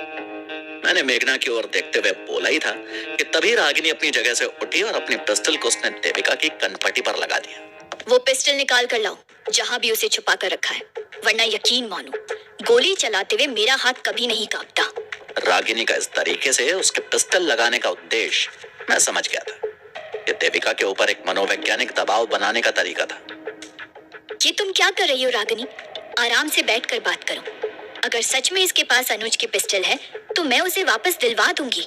मेघना ने घबराए हुए स्वर में कहा। वैसे भी मेघना ने रागिनी के जलवों को अपनी आंखों से देखा हुआ था। आराम से बात तभी होगी मेघना, जब ये पहले अनुज सर का पिस्टल हमारे हवाले कर देगी और साथ में ये भी बताएगी कि उस पिस्टल को चुराने के पीछे इसका क्या मकसद था। रागिनी मेघना की बात सुनने के कतई मूड में नहीं थी। मैंने कोई पिस्टल नहीं चुराई। हाँ, ये सच है कि मैं उस दिन अनुज के फ्लैट में गई थी, लेकिन मैं उस वक्त अपनी जान बचाने के लिए वहां घुसी थी। देविका ने फिर से झूठ बोला। मैंने तुम्हारे सामने अपनी पिस्टल को अपनी दराज में डाला था। तुमने मुझे कॉफी बनाने के लिए बोला। जब मैं तुम्हारे लिए कॉफी बनाने के लिए गया तो तुम मुझे बिना बताए वहां से जा चुकी थी। तब मैंने सोचा कि शायद तुम कोई चोर थी और कुछ चुराने के लिए मेरे घर में घुसी थी। फिर मैंने अपना सामान चेक किया तो दराज में से मुझे अपनी पिस्टल गायब मिली। मैंने उसे उस रात का एक एक वाकया याद दिलाया। लेकिन अगर मैंने पिस्टल चुराई होती तो मैं खुद तुम्हें अपने घर पर क्यों बुलाती? पूछ लो मेघना से। मैंने ही मेघना को तुमसे मिलवाने के लिए फोर्स किया था। देविका ने अपनी बेगुनाही का तर्क रखा। तुम दोनों ही सौम्या की कंपनी में काम करती थी। दोनों ने ही सौम्या के साथ कुछ ना कुछ गलत किया है। खेल में तुम दोनों ने जरूर सौम्या के खिलाफ कोई नई खिचड़ी पकाई होगी। अब क्योंकि मेघना तो अच्छी तरह से जानती है कि अगर सौम्या किसी मुसीबत में फंसती है तो वो अनुज को जरूर याद करेगी, इसलिए तुम लोगों ने पहले अनुज को ही रास्ते से हटाने का प्लान बनाया होगा। सोच के मामले में रागिनी इस वक्त मुझसे भी 4 कदम आगे चल रही थी। यार, मैं अपने मामले में अनुज को कोई गुनहगार मानती ही नहीं हूँ। मेरे ही कर्म गलत थे तो मुझे तो सजा मिलनी ही थी, लेकिन मैं हमेशा अनुज को अपना सबसे अच्छा दोस्त ही समझती हूँ। तभी जेल में भी किसी को कोई मदद की जरूरत होती है तो मैं अनुज का नाम ही सभी को बताती हूँ। मेघना ने मेरी दोस्ती का दम भरा, लेकिन फिलहाल की परिस्थितियों में उसके इस दोस्ती के दम में कोई दम नहीं था।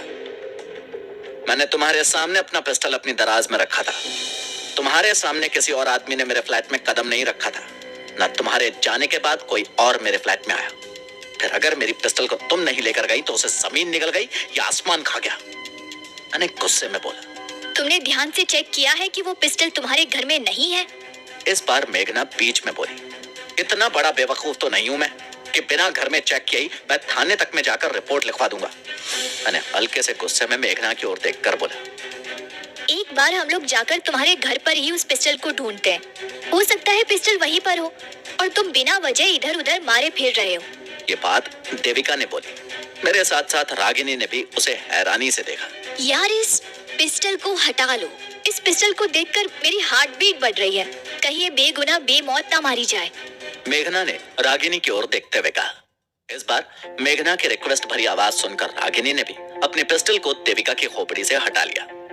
अनुज सर, एक बार इसकी तमन्ना भी इसके सामने अपने घर की तलाशी करवाकर पूरी कर दो। पिस्टल अगर वहाँ नहीं मिलती है तो इसको उसी समय पुलिस के हवाले कर दो। रागिनी ने अब देविका के पास से मेरी ओर आते हुए कहा। यह तरीका सही रहेगा। मैंने रागिनी की बात पर बोला। लेकिन मुझे पुलिस के हवाले क्यों करोगे? तुम मेरी तलाशी ले लो, मेरे पूरे घर की तलाशी ले लो। जब मैंने कुछ किया ही नहीं तो मैं फिर से जेल क्यों जाऊं? देविका ने पुलिस बुलाने की बात का पूरा विरोध किया। लेकिन तुम्हारी हिस्ट्री के बारे में अभी तक जो सुना है उस हिसाब से तो तुम आदतन अपराधी हो। मैंने देविका को हिकारत से देखते हुए कहा। सिर्फ सुना है ना, कभी अपनी आंखों से मेरे खिलाफ कोई सबूत देखा है? देविका ने विश्वास भरी नजरों से मेरी ओर देखा। हमारी गुड बुक में तो तुम आई ही गई हो देविका, तो अब सबूत भी ढूंढ लेंगे। रागिनी ने उसी के अंदाज में उसे जवाब दिया। कुछ तो तुम्हारे बारे में कुमार गौरव ने बताया है, कुछ पुलिस फाइल से पता चला है, बाकी बचा खुचा सौम्या ने बता दिया। इसके बाद भी तुम सबूत की बात कर रही हो। मैंने हैरानी से देविका को देखा। इसी कुमार गौरव के बारे में ही तो तुमसे बात करने के लिए मेघना के जरिए तुम्हें यहाँ बुलाया है अनुज। मैं तो खुद उस कुमार की सताई हुई हूँ। मैं तो खुद पीड़िता हूँ, जिसे एक पूरे प्लान के साथ हर किसी की नजर में गुनहगार बना दिया गया है। देविका ने विक्टिम कार्ड खेला, लेकिन अब मेरी दिलचस्पी उसकी बातों में जाग चुकी थी। मैं अब उसका भी सच उसके मुंह से सुनना चाहता था। बोलो, तुम क्या बोलना चाहती हो? लेकिन कुछ भी बोलने से पहले एक बात का ध्यान रखना कि कोई भी झूठ मेरे सामने ज्यादा देर तक ठहरता नहीं है। मैंने देविका को चेतावनी भरे लहजे में बोला। मैं खुद कुमार गौरव की ब्लैकमेलिंग का शिकार हूँ। उसने न केवल मुझे ब्लैकमेल करके अपना काम लोगों से निकलवाया, बल्कि जब मैंने उसके लिए और ज्यादा इस्तेमाल होने से इनकार किया तो उसने एक झूठा केस बनवाकर मुझे जेल भिजवा दिया। देविका और कुमार की तो बिल्कुल ही अलग थ्योरी थी, लेकिन कुमार ने हमें तो ये कभी नहीं बोला कि तुम उसे ब्लैकमेल कर रही थी। उसने तो हमें इतना बताया था कि तुम अपने हुस्न के जाल में लोगों को फंसाकर उनके पैसों पर अय्याशी करती थी। उसके बाद जब वो पैसे लुटाना बंद कर देता तो तुम कोई नया बकरा हलाल करने के लिए ढूंढ लेती थी। मैंने कड़े शब्दों में वही बोला जो मुझे कुमार ने बताया था। उसे ये भी तो पूछते कि उस पैसे के बदले में वो मेरा क्या लूटते थे। उसको अपना पैसा नजर आ गया, लेकिन मेरी लुटी हुई इज्जत उसे नजर नहीं आई। सिर्फ इस कुमार ने ही अपने फायदे के लिए मुझे 10 से ज्यादा लोगों के साथ सुलाया। सिर्फ मेरे जिस्म का इस्तेमाल करके इस हरामी ने कुंडली और बवाना जैसे इंडस्ट्रियल इलाकों में 500 गज में बड़ी बड़ी फैक्ट्री बना ली और उन्हीं पैसों के दम पर मुझे जेल तक भिजवा दिया। देविका ने मेरी ओर देखकर कहा। लेकिन जेल तो तुम्हें सौम्या ने भिजवाया था, फ्रॉड तो तुमने सौम्या के साथ किया था। तभी रागिनी ने वाजिब सवाल किया। सौम्या को सिर्फ कुमार ने अपने मोहरे के तौर पर इस्तेमाल किया था। मेरी ईमेल और आईडी के इस्तेमाल से मेरे ही खिलाफ ऐसी साजिश रची कि उसके कर्मों की सजा भुगतने के लिए मुझे जेल जाना पड़ा और अभी भी जमानत पर हूँ। देविका ने कहा। कुमार ने क्या किया? मैंने देविका से पूछा। कुमार ने एनी डेस्क का इस्तेमाल करके मुझसे सौम्या की कंपनी की डेटा फाइल अपने कंप्यूटर में खुलवा ली और उन फाइलों को अपने कंप्यूटर में सेव कर लिया। फिर मेरी ईमेल आईडी से उन फाइल को उन लोगों को भेज दिया जिनसे उसने उस डेटा को बेचने का सौदा किया था और फिर खुद ही सौम्या को गुमनाम कॉल करके इस फ्रॉड की जानकारी दे दी। अब क्योंकि डेटा भेजने में मेरी ईमेल आईडी का इस्तेमाल हुआ था तो मुझे ही दोषी माना गया। देविका ने अपनी कहानी सुनाई। तुम्हारी कहानी में बेहतर छेद है देविका। जब ये केस पुलिस में गया होगा तब पुलिस ने उस सर्वर को भी तलाशा होगा जिस कंप्यूटर से वो मेल की गई थी। फिर तो कुमार भी उस केस में तुम्हारा बराबर का साथी बनता। रागिनी ने फिर से एक और वाजिब सवाल देविका से किया। पुलिस के आगे मैंने कुमार के बारे में बोला था, लेकिन मैंने बोला ना कि पैसा बोलता है। पुलिस ने मेरी बातों पर कोई तवज्जो ही नहीं दी, सिर्फ उस ईमेल आईडी की बुनियाद पर ही मुझ पर केस बना दिया। देविका ने जो बोला था मैं उससे इनकार नहीं कर सकता था। पुलिस में बहुत लोग ऐसे मिल जाएंगे जो पैसा मिलने के बाद रस्सी को सांप और सांप को रस्सी बनाने में माहिर थे। चलो 1 मिनट को मैं तुम्हारी कहानी पर विश्वास कर भी लूं, पर मैं अभी तक ये नहीं समझ पाया कि कल रात को तुम मेरे ही घर में क्यों घुसी और कुमार की गाड़ी तुम्हारे पास कहां से आई। सबसे बड़ी बात, जब तुम गाड़ी से उतरी तो तुम भागते हुए मेरे घर की ओर ही क्यों गई, जबकि सामने ही ढाबा खुला हुआ था। अगर सच में तुम्हारी जान को खतरा था तो सबसे पहले तो तुम्हें ढाबे में ही जाना चाहिए था। मैंने एक साथ कई सवालों की झड़ी लगा दी थी। उस गाड़ी में उस समय भी कुमार अंदर था, वो पिछली सीट पर बैठा हुआ था। जब मैं वापस आई तब वहां से आगे जाने के बाद उसने उस गाड़ी को अपने कब्जे में दोबारा ले लिया था। उसके बाद उसने मुझे मेरे घर पर छोड़ा और फिर उसी गाड़ी में वापस गया, लेकिन उस गाड़ी के चोरी होने की रिपोर्ट वो शाम को ही थाने में दर्ज करवा चुका था। देविका ने जो बताया वो कोई बहुत शातिर दिमाग आदमी ही कर सकता था। लेकिन मेरा सवाल अभी फिर से वही है कि मेरा पिस्टल कौन लेकर गया। मैंने कुमार की उस गाड़ी के आने से लेकर जाने तक की उस ढाबे के सीसीटीवी कैमरे में पूरी फुटेज चेक की है, लेकिन मुझे तुम्हारे अलावा कोई और शख्स नजर नहीं आया जो मेरे घर की तरफ गया। मैंने फिर से अपनी बात को दोहराया। मैं फिर बोल रही हूँ कि मैं कोई पिस्टल आपके यहाँ से उठाकर नहीं लाई हूँ। आप एक बार फिर से अपने घर को अच्छे से चेक कीजिए। देविका अभी भी अपनी बात पर अड़िग थी। मैं अब उसकी बात पर पूरी तरह से झल्ला चुका था। इस वक्त अगर तुम्हें मौका मिले कि तुम कुमार को मार सको तो उसे मार डालोगी ना? तभी रागिनी ने एक अजीब सा सवाल देविका से किया। बिल्कुल मार दूंगी, देविका ने बेहिचक जवाब दिया। ऐसे में जब तुमने अनुज को अपने पिस्टल को दराज में रखते हुए देखा तो स्वाभाविक तौर पर तुम्हारे मन में ये ख्याल आया होगा कि काश ये पिस्टल मेरे पास हो तो मैं कुमार की जान ले लूं। रागिनी ने उसे अपनी बातों में घेरा। लेकिन ये सब सोचकर अगर मैं पिस्टल लेकर जाती तो कुमार तो गाड़ी में ही बैठा हुआ था, मैं पहली फुर्सत में ही उसे गोली मार देती। देविका ने रागिनी के सवाल का जवाब दिया। उस वक्त तो नहीं मार सकती थी क्योंकि सामने तो ढाबा था। ऐसे सबके सामने गोली मारती तो तुम पकड़ी जाती। रागिनी ने फिर से उसके जवाब की हवा निकाली। लेकिन अगर मुझे कुमार को मारना ही होता तो मैं आज अनुज को अपने घर क्यों बुलाती? मैंने अनुज को इसीलिए बुलाया है कि मेघना ने जेल में मुझे अनुज की काबिलियत के बारे में बताया था और इसने बोला था कि अगर मेरी सच्चाई पर अनुज को विश्वास हो गया तो अनुज सौम्या को भी कन्विंस कर लेगा, क्योंकि सौम्या अनुज की बात कभी नहीं टाल सकती।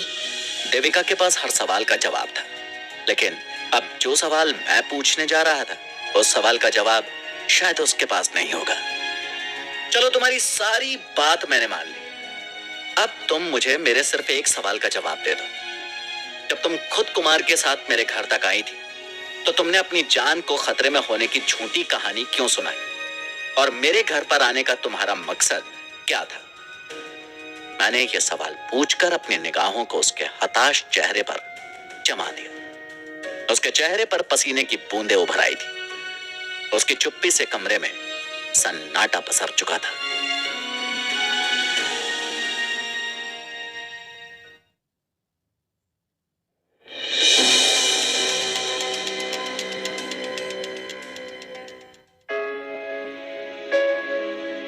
जवाब दो मेरी बात का, मेरी लख्ते जिगर। मैंने देविका को अपने चिर परिचित अंदाज में फिर से बोलकर वहां छाए हुए सन्नाटे को खत्म किया। मैंने झूठ बोला था कि मुझे जान का खतरा था।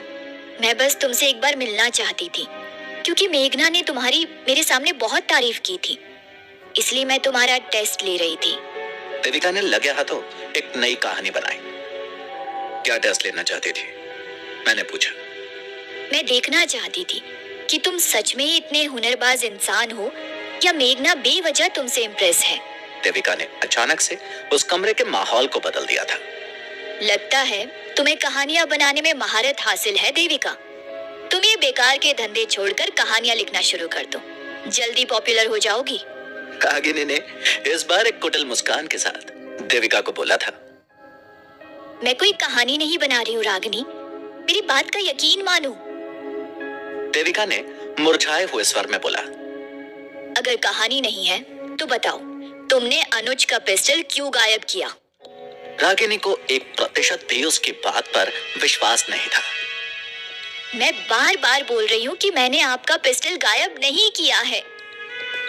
देविका ने एक बार फिर पुरजोर लहजे में बोला। अनुज, तुम एक बार देविका के सामने ही अपने घर पर फिर से क्यों नहीं चेक कर लेते? मेघना ने बीच का रास्ता सुझाया। अब तो यही करना पड़ेगा। चलो तुम मेरे साथ मेरी गाड़ी में चलो और रागिनी मेघना के साथ आ जाएगी। मैंने उन सभी की तरफ देखते हुए बोला। मेरी बात सुनते वो तीनों भी सोफे से उठ खड़ी हुई। कुछ ही देर में हम अपनी अपनी गाड़ियों से मेरे घर की ओर उड़े जा रहे थे। घर पहुंचने में हमें सिर्फ 10 मिनट लगे। देविका के घर से मेरे घर का रास्ता महज 10 मिनट का ही था और पिछले 10 मिनट से ही हम अपने घर का चप्पा चप्पा छान रहे थे, लेकिन अभी तक देविका का दावा फेल होता हुआ ही नजर आ रहा था। रागिनी इस वक्त मेघना के साथ मेरे किचन में पिस्टल की तलाश में गई हुई थी, क्योंकि हमारी बातों की रोशनी में ये बात उभर कर आ चुकी थी कि मैं देविका से बात करते हुए किचन में गया था। कोई 5 मिनट के बाद ही रागिनी की आवाज मेरे कानों में गूंज चुकी थी। तुम्हारा पिस्टल तो यहाँ है अनुज। उसकी बात सुनते ही मैं किचन की ओर दौड़ा। रुको, इसे हाथ मत लगाना। मैंने रागिनी को उस पिस्टल को हाथ लगाने से रोका। रागिनी तुरंत मेरी बात को समझ गई थी। हम आज दिन में भी इस किचन में आए थे, तब तो ये पिस्टल यहाँ नहीं थी। पिस्टल को वहां देखकर मेरा दिमाग चक्कर खिन्नी खा चुका था। तुमने ध्यान नहीं दिया होगा, ये हमें इस गैस के चूल्हे के नीचे से मिला है। मेघना ने रागिनी से पहले बोला। मैंने रागिनी की तरफ देखा, उसने भी सहमति में अपने सर को हिलाया। मैं एसआई देवप्रिया को बुला रहा हूँ। इस पिस्टल के लास्ट फिंगरप्रिंट हर हाल में लेने होंगे, क्योंकि मुझे अच्छी तरह से याद है कि मैंने कल रात को कॉफी बनाने के लिए किचन में जाते हुए पिस्टल को अपनी बेड की दराज में ही रखा था। मैं अभी भी अपनी बात पर कायम था। यही सही रहेगा। हमें पुलिस को वैसे भी इस पिस्टल की बरामदगी के बारे में तो सूचना देनी ही होगी। रागिनी ने मेरी तरफ देखते हुए बोला। अब तो पिस्टल मिल गई है तुम्हें, अब पुलिस को बुलाने की क्या जरूरत है? देविका को पुलिस का कुछ ज्यादा ही खौफ था। सुनने में तो यही आया था कि जेल जाने के बाद लोगों के दिलों से पुलिस का खौफ दूर हो जाता है, लेकिन यहाँ देविका के मामले में दूसरा ही सीन नजर आ रहा था। तुम क्यों इतना घबरा रही हो देविका? जब पुलिस में किसी चीज के खोने की सूचना दर्ज करवाई जाती है, तो उसके मिलने पर उसकी सूचना देना भी हर नागरिक का दायित्व होता है। रागिनी ने स्पष्ट शब्दों में देविका को समझाया। रागिनी सही कह रही है देविका, जब तुमने कुछ नहीं किया है तो तुम्हें पुलिस के आने से क्यों परेशानी है? इस बार मेघना भी देविका को समझाने वाले स्वर में बोली। मैं एक बात शुरू से ही नोट कर रहा था। मेघना खुद को शुरू से ही देविका से अलग दिखाने की कोशिश कर रही थी। उसे अभी तक एक बार भी देविका का पक्ष लेते हुए मैंने देखा नहीं था। खैर, मैंने अभी अपना ध्यान मेघना के ऊपर से हटाया और देवप्रिया को फोन मिलाने लगा। मैंने उसे 5 मिनट तक सारी बातें समझाई। उसने तत्काल मेरे घर पहुंचने का आश्वासन दिया। धीरे धीरे रात अब गहराती जा रही थी। कल की रात भी ये देविका नाम की जालिम लोशन मेरे घर में थी, और आज की रात तो इन मोहतरमा के साथ दो और हसीनाएं मेरे घर को रोशन कर रही थी। रागिनी की खूबसूरती भी देविका के मुकाबले में कहीं से भी कम नहीं थी। मेघना भी इन दोनों से कहीं 19 नहीं थी। मैं इस वक्त बेताबी से देवप्रिया के आने का इंतजार कर रहा था। एक बार पिस्टल के फॉरेंसिक जांच के लिए जाने के बाद मैं इन सभी को अपने फ्लैट से रुखसत कर सकता था। अनुज, एक बार मेरी मुलाकात सौम्या से करवा दो ना। मैं उससे अपने गुनाहों की माफी मांगना चाहती हूँ। तभी मेघना ने मेरी ओर देखकर कहा, सौम्या से मिलने के लिए मेरी क्या जरूरत है मेघना? उससे तो तुम खुद भी जाकर मिल सकती हो। मैंने मेघना की ओर देखते हुए बोला। मैं कोशिश कर चुकी हूँ अनुज, लेकिन वो मेरा फोन ही नहीं उठा रही है।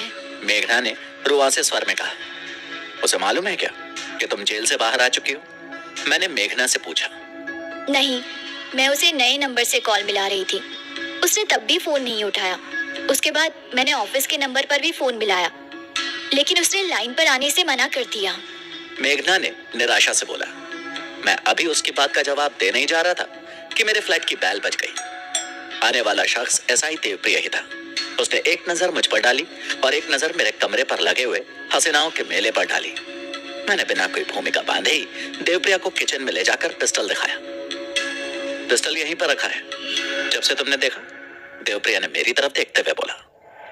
मुझसे पहले पिस्टल रागिनी और मेघना ने देखा था। उन्हें यह पिस्टल इस गैस चूल्हे के नीचे दिखाई दिया था। मैंने रागिनी की ओर देखते हुए बोला। मुझसे पहले मेघना ने इस पिस्टल को देखा था, क्योंकि मैं तो एक सरसरी नजर डालकर देख रही थी, लेकिन मेघना हर सामान को हटाकर अच्छे से देख रही थी। रागिनी ने भी तुरंत बोला, ये मोहतरमा वही है क्या जिन पर कल आपने पिस्टल चोरी करके ले जाने का इल्जाम लगाया था? देवप्रिया ने मेघना पर नजर डालते हुए मुझसे पूछा। नहीं, वो मैडम तो ये है देविका, अभी 2 दिन पहले ही जमानत पर बाहर आई है। मैंने देविका की ओर इशारा किया। मैंने पहले ही कहा था कि जासूस हो तो कोई ना कोई झोल तो तुम्हारी कहानी में जरूर मिलेगा। पिस्टल आपके घर में मौजूद है और कल रात से आपने जीना हमारा हराम किया हुआ है। देवप्रिया ने मेरी तरफ देखते हुए कहा। कहानी में झोल तो इन मैडम के आने से हो गया जनाब। मैंने देविका की ओर इशारा करते हुए कहा। लेकिन अगर ये पिस्टल लेकर गई होती तो अभी इस वक्त ये पिस्टल आपके घर से ही कैसे मिल गया? देविका ने उम्मीद भरी नजर से देवप्रिया की ओर देखा। खूबसूरती का यही फायदा होता है। सामने वाली बंदी कितनी भी शातिर क्यों ना हो, लेकिन दिखने में लगती मासूम ही है। पता नहीं किस बेवकूफ ने यह कहावत बनाई थी कि खूबसूरत औरत का दिमाग उसके घुटनों में होता है। आपके इस सेवक का तो मानना था कि खूबसूरत औरत को देखकर अच्छे भले इंसान का दिमाग उसके टखनों में चला जाता है। कुछ यही हाल इस वक्त हमारे जनाब एसआई देवप्रिया का था, जो अभी तक देविका को बड़े प्यार से निहार रहे थे। जी, मैं अब भी ये नहीं समझ पा रहा हूं कि मैंने इन मोहतरमा के सामने अपना पिस्टल अपने बेड की दराज में रखा था, फिर आज ये पिस्टल मेरे किचन में कैसे मिला? मैंने असमंजस भरे स्वर में कहा। मैं बताता हूं कि यह सब कैसे हुआ। बरसात की रात में जब कोई इन जैसी बला की खूबसूरत लड़की एकाएक आकर सामने खड़ी हो जाए, और वो भी आपके बेडरूम में, तो अच्छे खासे बंदे के होश और हवास न केवल गुम हो जाते हैं, बल्कि वो कल्पनाओं के सागर में गोते लगाते हुए किसी हिल स्टेशन पर अपने हनीमून की प्लानिंग भी करने लगता है। ऐसा ही कुछ आपके साथ हुआ है, और आपने कॉफी बनाते वक्त पिस्टल को किचन में छोड़ दिया। लेकिन जनाब, मैं इतना भुलक्कड़ नहीं हूं कि पिस्टल जैसी चीज को लेकर मैं इतना लापरवाह हो जाऊंगा और उसके गुम हो जाने की रिपोर्ट लिखवाने थाने तक चला जाऊंगा। मैंने देवप्रिया की बात का पुरजोर विरोध किया।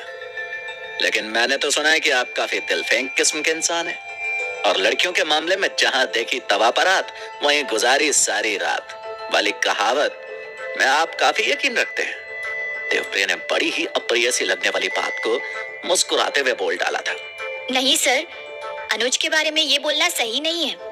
बल्कि बहुत सी लड़कियां हैं जो अनुज को पसंद करती हैं, लेकिन अनुज बाबू थोड़ा फ्लर्ट जरूर करते हैं, लेकिन आज तक कभी फिसले नहीं है। इस बार मेघना ने इस मामले में मेरी पुरजोर वकालत की।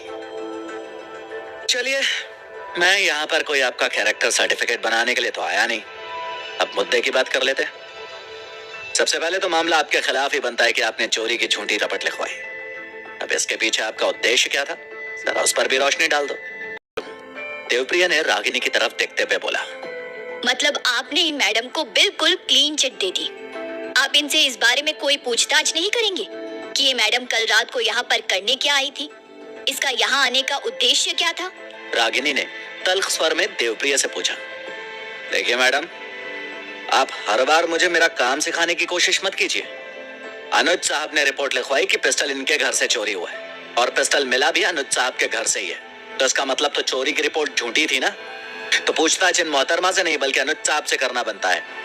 ये तो मेरी शराफत समझिए कि मैं अभी अपने साथ इन्हें थाने लेकर नहीं जा रहा हूँ। आप लोग सुबह आ जाइए, वहां पूछताछ भी हो जाएगी और सारे सवालों के जवाब भी मिल जाएंगे।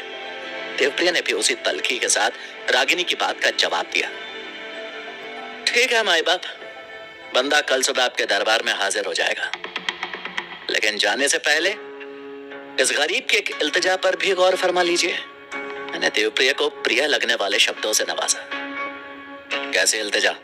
देवप्रिया ने मेरी आंखों में झांकते हुए कहा। इस पिस्टल को फॉरेंसिक जांच के लिए अपने साथ ले जाइए, क्योंकि पूरे 24 घंटे ये बेजुबान मेरी आंखों से उछल रहा है। बेचारे के साथ पता नहीं इस दरमियान क्या क्या बीती होगी, किन किन हाथों ने इसके कानों को उमेठा होगा। तो मेरे हुजूर, इस पिस्टल की फॉरेंसिक जांच करवा दीजिए। मैंने नाटकीय अंदाज में देवप्रिया को बोला।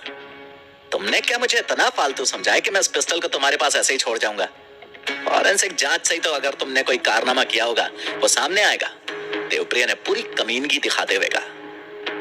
हुजूर, एक बात और पूछनी थी, कल थाने में सिर्फ मुझे ही आना है या इन 3 देवियों को भी बुलाओगे? मैंने कुटिल मुस्कान के साथ देवप्रिया की कमीनगी का जवाब दिया। आ जाना आप भी तीनों देवियों, वरना साहब को लगेगा कि मैं किसी को बचाने की कोशिश कर रहा हूँ, और साहब की पहचान हमारे महकमे के बड़े बड़े हाकिमों से है। तो हमें तो वैसे भी हर बार कदम फूंक फूंक कर उठाना पड़ेगा। ये बोलकर देवप्रिया किचन की तरफ पिस्टल को लेने के लिए बढ़ गया।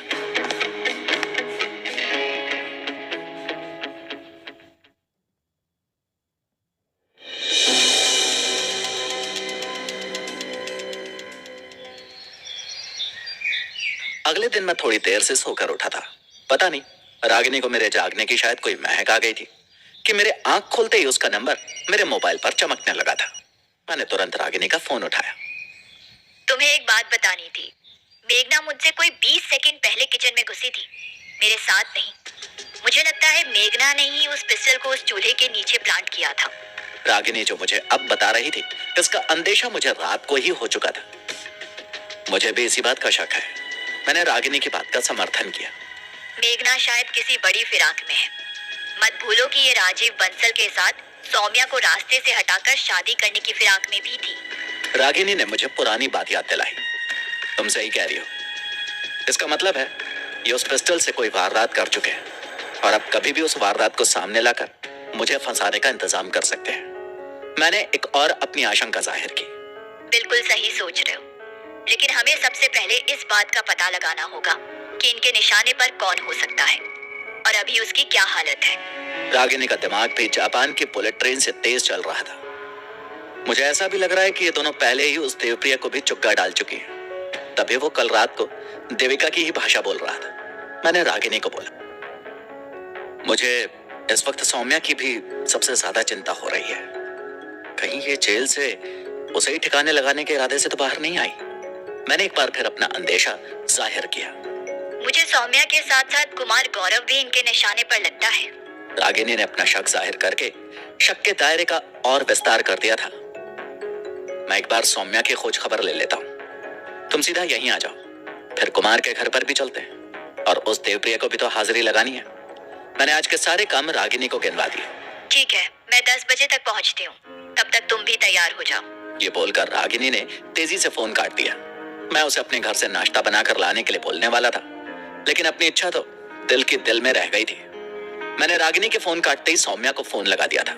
इतनी सुबह सुबह कैसे याद कर लिया मेरे जेम्स बॉन्ड? सौम्या ने चहकती हुई आवाज में कहा, बस तुम्हारी खैरियत जानने के लिए फोन किया था। तुम ठीक तो हो ना? मैंने सौम्या को बोला। हाँ, मैं ठीक हूँ। क्यों, मुझे कुछ होने वाला था क्या, जो तुम इतने चिंताजनक लहजे में पूछ रहे हो? सौम्या ने मेरी आवाज की घबराहट को पहचान लिया था। ओ, तुम्हारी हम प्याली हमने वाली मेघना भी जेल से बाहर आई हुई है, जमानत पर, और देविका के साथ ही है वो। अभी उनके कुछ मंसूबे तो पता चल चुके हैं, लेकिन अभी पूरे मंसूबे नहीं जान पाया। मैंने सौम्या के साथ पहेलियां बुझाई। वो क्या मेरी जान लेने के इरादे से जेल से बाहर आए हैं क्या?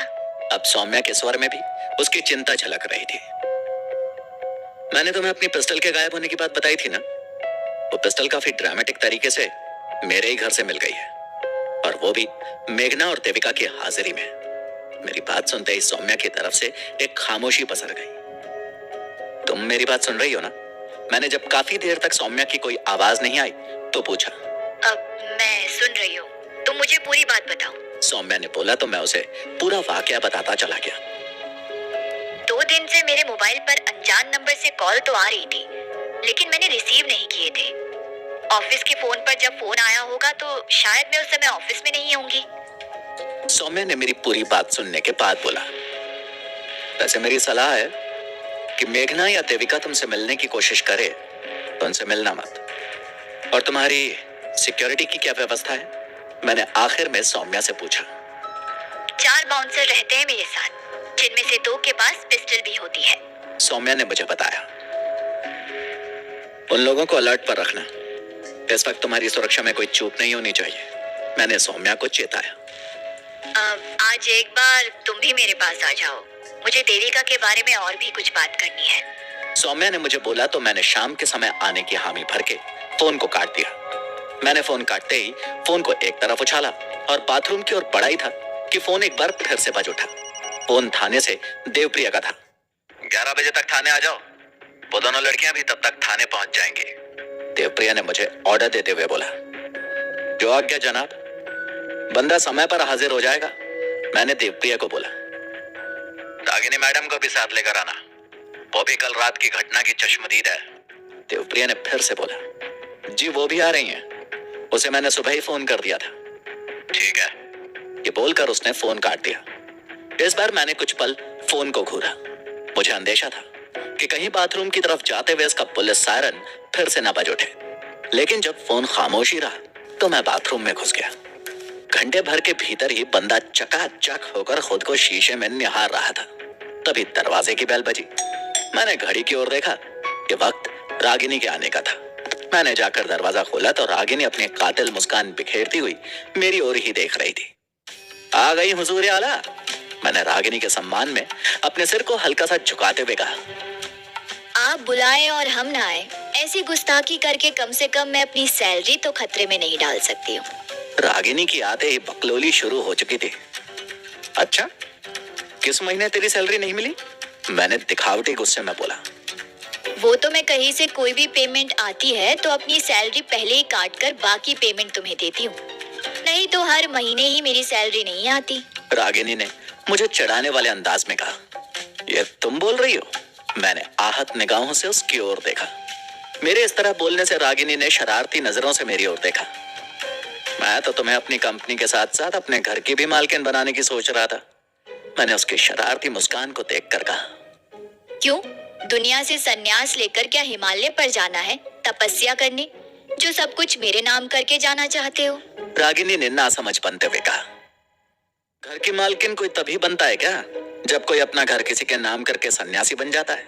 मैंने हल्के से खींच भरे स्वर में कहा। मैं जानता था कि वो इस वक्त मेरे मजे ले रही है, लेकिन मैं भी कुछ सोचकर उसे मजे लेने दे रहा था। हाँ, मैंने तो यही सुना है कि घर के मालिक तो ऐसे ही बनते हैं। रागिनी ने मुस्कुरा कर कहा। एक तरीका और है घर की मालकिन बनने का। इस बार मैं भी जवाब में मुस्कुराया। अच्छा, बताओ फिर और कौन सा तरीका है? रागिनी ने मुझे ताकते हुए पूछा। लड़की शादी करके भी किसी घर की मालकिन बन सकती है, मैंने मुस्कुराते हुए बोला। हाय दया, तो तुम इस रास्ते से चलती गाड़ी में चढ़ने की कोशिश कर रहे हो? रागिनी ने अचानक से अपने तेवर बदलते हुए कहा। क्या मतलब? मैं उसकी प्रतिक्रिया से बौखला सा गया था। मतलब ये कि माना कि सुबह उठकर आज तुम नहा लिए हो, लेकिन अभी भी चेहरे पर वो चमक नहीं आई कि रागिनी दौड़कर तुम्हारे गले में वरमाला डाल दे। चाहो तो एक बार फिर से शीशे में अपने चेहरे की चमक को चेक कर लो। रागिनी की बात सुनकर मैं ना रोने में था ना हंसने में। एक तरीके से वो घुमा फिरा कर बोल रही थी कि जाकर अपनी शक्ल आईने में देख कर आओ, ये मुंह और मसूर की दाल। खैर, इस हालत पर कहावतें तो ढेर सारी याद आ रही थी, लेकिन हर कहावत को याद करके खुद पर ही जूते पड़ते हुए महसूस होते। बेटा कुंवारी रहेगी पूरी उम्र। जिसने अनुज की कदर नहीं की, उसकी कदर कभी इस जमाने ने भी नहीं की। मैंने झल्ला कर बोला तो रागिनी खिलखिलाकर हंस पड़ी। मेरे बैग में से नाश्ता निकालो, मैं भी करके नहीं आई हूँ। इतने में मैं कॉफी बना कर लाती हूँ। ये बोलकर वो बिना मेरी तरफ देखे ही किचन में घुस गई। मैं नाश्ते की बात सुनकर मुस्कुरा दिया था।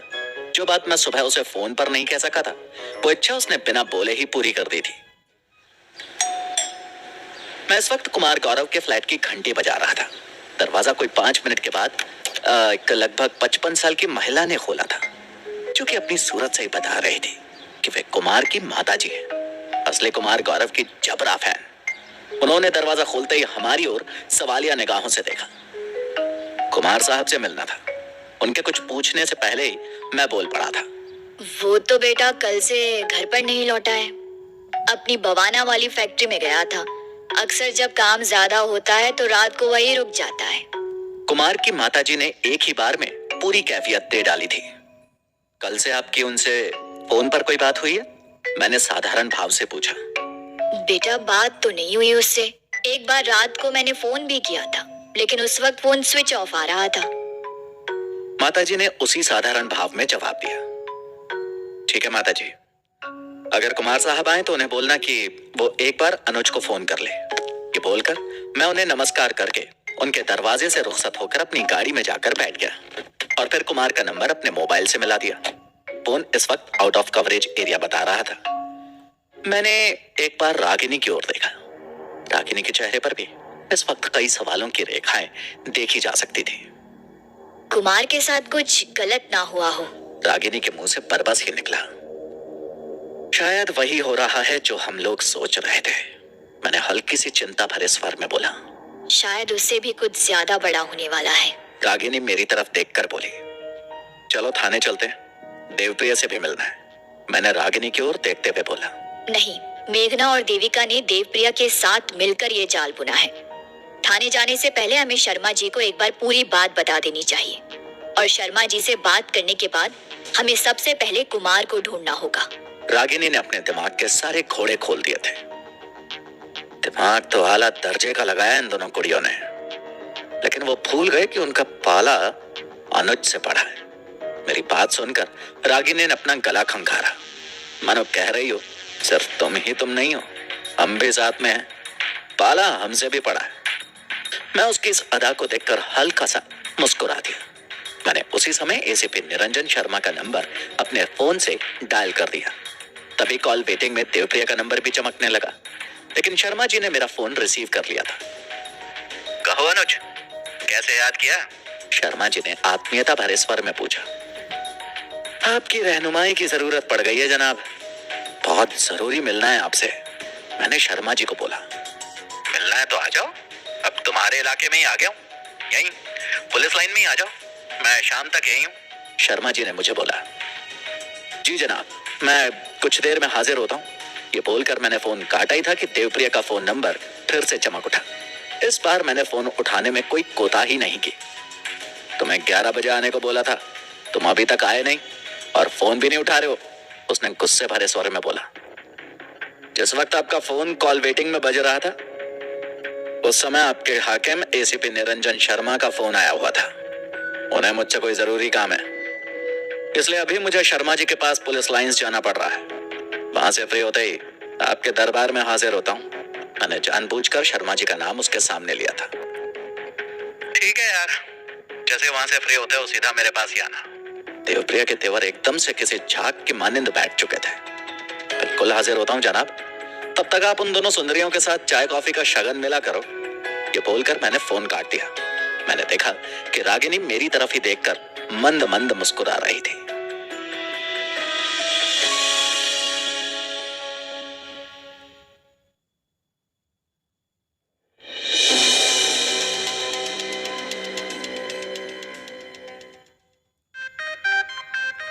पुलिस लाइन पहुंचने में हमें कोई आधा घंटा लगा था। वजह थी सुबह मिलने वाला ट्रैफिक जैम, जो अब दिल्ली की सड़कों पर हमेशा ही मिलने लगा था। एसीपी निरंजन शर्मा जी ने मेरे पहुंचते ही अपने कैबिन में मुझे बुलवा लिया। मुझे ये कहने में कोई संकोच नहीं है कि मैंने तो शर्मा जी की सिर्फ एक बंसल मर्डर केस में मदद की थी, जिसकी वजह से शर्मा जी तरक्की पाकर अपने इंस्पेक्टर के ओहदे से एसीपी की कुर्सी तक पहुंच गए थे। लेकिन उसके बाद शर्मा जी ने मेरी अनेक मौकों पर मदद की। जब जब भी मुझे उनकी जरूरत पड़ी, उन्होंने मेरी मदद करने में कभी आनाकानी नहीं की। इस वक्त मैं शर्मा जी को अपनी पूरी आपबीती सुना रहा था और शर्मा जी पूरी गंभीरता से मेरी बात को सुनकर मेरी ओर ही देख रहे थे। तुम्हारी कहानी तो मुझे समझ में आ रही है, लेकिन सबसे बड़ा पेच इसमें यही फंसा है कि पिस्टल की गुमशुदगी की रिपोर्ट पुलिस में करवाने के बाद पिस्टल का तुम्हारे ही घर से बरामद होना। अब अगर इस पिस्टल से कोई वारदात हो चुकी है तो पहली फुर्सत में पुलिस तुम्हें ही गिरफ्तार करेगी, शर्मा जी ने साफ शब्दों में बोला। लेकिन मालिक, मैं तो बेकसूर हूं।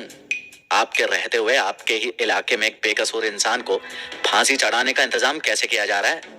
मैंने विनय भरे स्वर में शर्मा जी की ओर देखते हुए बोला।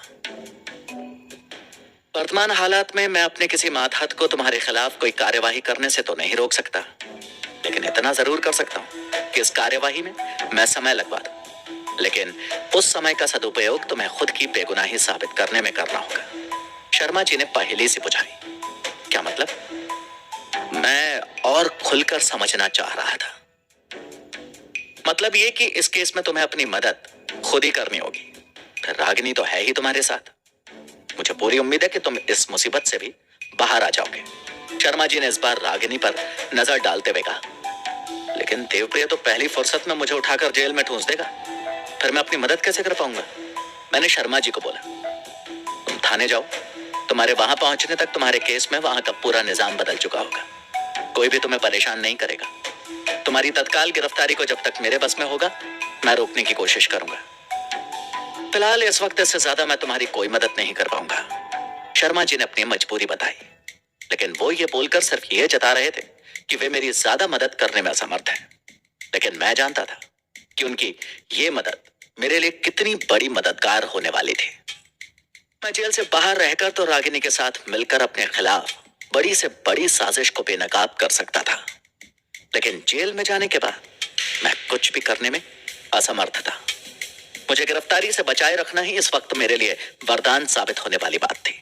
मैंने शर्मा जी का तहे दिल से शुक्रिया अदा किया और वहां से विदा ली। अब मैं पहले थाने जाकर देवप्रिया का ही सामना करना चाहता था। लगभग आधे घंटे के बाद हम रोहिणी के थाने में पहुंच चुके थे। थाने में घुसते ही हेल्प डेस्क पर बैठी हुई मैडम से मैंने देवप्रिया के बारे में पूछा। उन्होंने बताया कि देवप्रिया दूसरी मंजिल पर अपने कमरे में ही था। मैं और रागिनी 2 सीढ़ियां एक साथ लांघते हुए जल्दी से ऊपर पहुंचे। देवप्रिया इस वक्त अकेला ही छत की ओर घूरते हुए किसी गहरी सोच में डूबा हुआ था।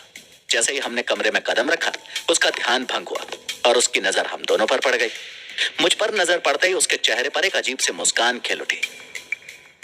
तुम्हारा इकोसिस्टम तो बहुत मजबूत है बॉस।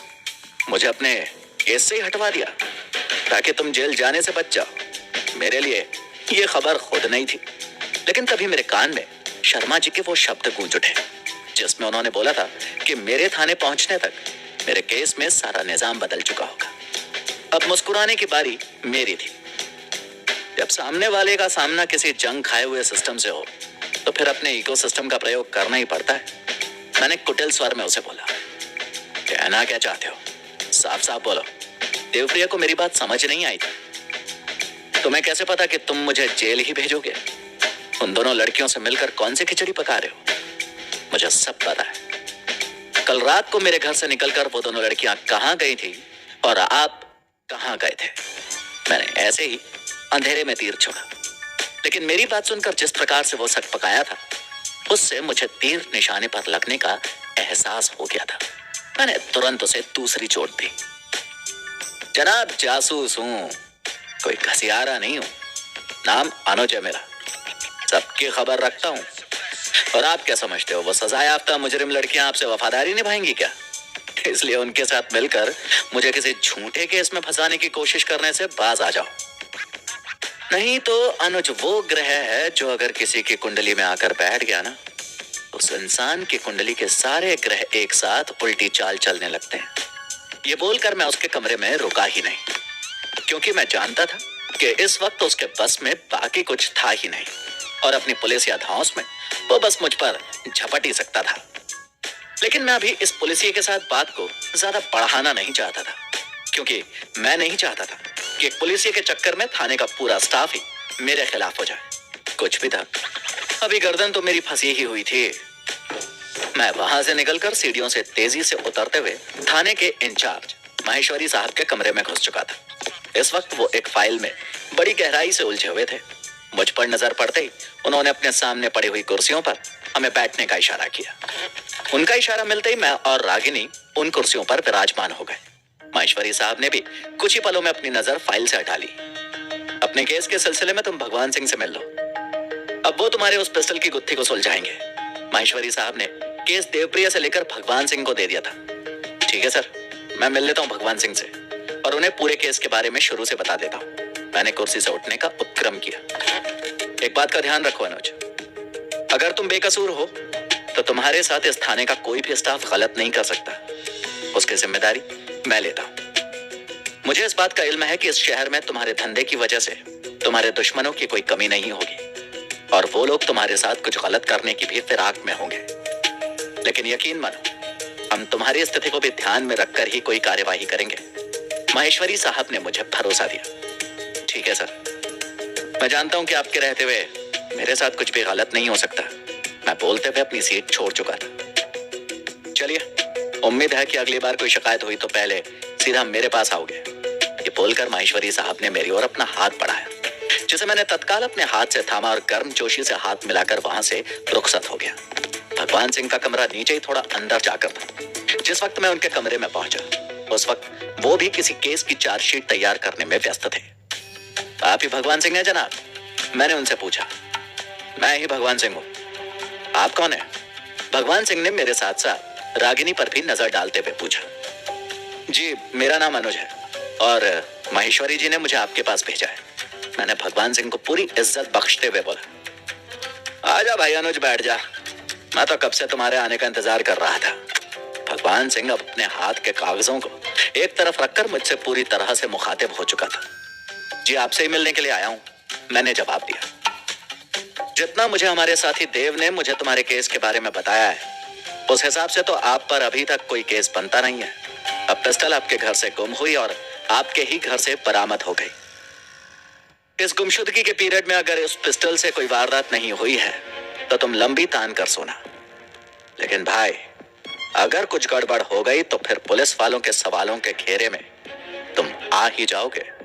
भगवान सिंह ने पूरी साफगोई से वही बोला जो उसे बोलना चाहिए था। ये तो मैं भी जानता हूं, लेकिन मेरे पिस्टल के गायब होने से लेकर उसके मेरे ही घर से बरामद होने तक में एक लड़की की संदिग्ध भूमिका है। उस लड़की के साथ एक लड़की और शामिल है जिसे मैंने इसी थाने में एक केस में जेल भिजवाया था। उन दोनों लड़कियों ने मुझे फंसाने के लिए कोई साजिश रची है। अगर उन दोनों लड़कियों से अच्छी तरह से पूछताछ हो जाए तो इस पूरे मामले से पर्दा उठ सकता है। मैंने भगवान सिंह को बोला। उन लड़कियों से मैं मिल चुका हूं। आपकी पिस्टल की एक बार फॉरेंसिक रिपोर्ट आ जाए और उस पिस्टल पर उनमें से किसी के भी फिंगरप्रिंट मिल जाए, मैं 1 मिनट नहीं लगाऊंगा उनको घर से उठाने में। भगवान सिंह एक एक बात बहुत नाप तोल कर बोल रहा था। तभी दरवाजे से आती हुई एक आवाज ने मुझे चौंका दिया। हम तीनों की निगाहें एक साथ ही दरवाजे की ओर उठी। दरवाजे पर कुमार की माताजी एक दूसरे लड़के के साथ खड़ी होकर अंदर आने की इजाजत मांग रही थी। उनको वहां देखते ही मेरा मन आशंकाओं के बादलों से घिर चुका था। आ जाइए मैडम। तब तक भगवान सिंह उन्हें अंदर आने के लिए बोल चुका था। वो दोनों अंदर आकर हमारे बगल वाली कुर्सियों पर ही बैठ चुके थे। उन माताजी ने बैठते ही कुछ पलों तक मुझे और रागिनी को घूरा। तुम तो वही हो ना बेटा, जो आज दिन में मेरे बेटे गौरव को पूछने के लिए आए थे? माताजी ने मेरी तरफ देखते हुए बोला। हाँ माताजी, मैं वही हूँ। क्या हुआ, गौरव अभी तक घर नहीं आया क्या? मैंने डरे हुए स्वर में पूछा। बेटा, ना तो उसका फोन ही मिल रहा है और ना ही वो अपनी बवाना वाली फैक्ट्री में है। मैं तो उसी की रिपोर्ट लिखवाने आई हूँ। माताजी ने बोला। क्या माजरा है, तुम जानते हो ना अनुज साहब? भगवान सिंह ने मुझसे पूछा, जो अभी तक मूक दर्शक बना हुआ हमें देख रहा था। मैंने इस बार कुमार के बारे में तफसील से भगवान सिंह को समझाया। ठीक है मैडम, आप अपने बेटे का एक फोटो और उसका कहां और किन लोगों के साथ उठना बैठना है वो सब एक पेपर पर लिख कर दीजिए। साथ में उनका मोबाइल नंबर भी दीजिए। मैं उसके फोन की लोकेशन ट्रेस करवाने की कोशिश करता हूँ। भगवान सिंह ने एक ही बार में सब कुछ बोल दिया था। जी, मैं अभी आपको सब लिख कर दे देता हूँ। आप बस मेरे कजिन को जल्द से जल्द ढूंढ दीजिए। माताजी के साथ आए हुए उस नए उम्र के लड़के ने गंभीर स्वर में बोला। चिंता मत करो बच्चे, हम तुम्हारे भाई को ढूंढने में जी जान लगा देंगे। भगवान सिंह ने उस लड़के को सांत्वना भरे स्वर में बोला। तभी भगवान सिंह के फोन की घंटी बज उठी। भगवान सिंह ने फोन सुनते ही अजीब सी नजरों से हम सभी की ओर देखा। उसके बाद उसने फोन रखते ही उस कमरे में धमाका कर दिया। एक युवक की लाश मिली है। अब सभी को मेरे साथ चलना होगा उस युवक की पहचान करने के लिए। भगवान सिंह ने अचानक से बोला ही था कि कुर्सी पर बैठी हुई माताजी एकदम से बेहोश होकर कुर्सी से नीचे गिर पड़ी। मैं जल्दी से माताजी को संभालने के लिए झुका। तब तक भगवान सिंह भी माताजी को उठाने की कोशिश करने लगा। रागिनी भगवान सिंह की टेबल पर रखा हुआ पानी का जग उठाकर उससे पानी के छींटे माताजी के चेहरे पर मारने लगी।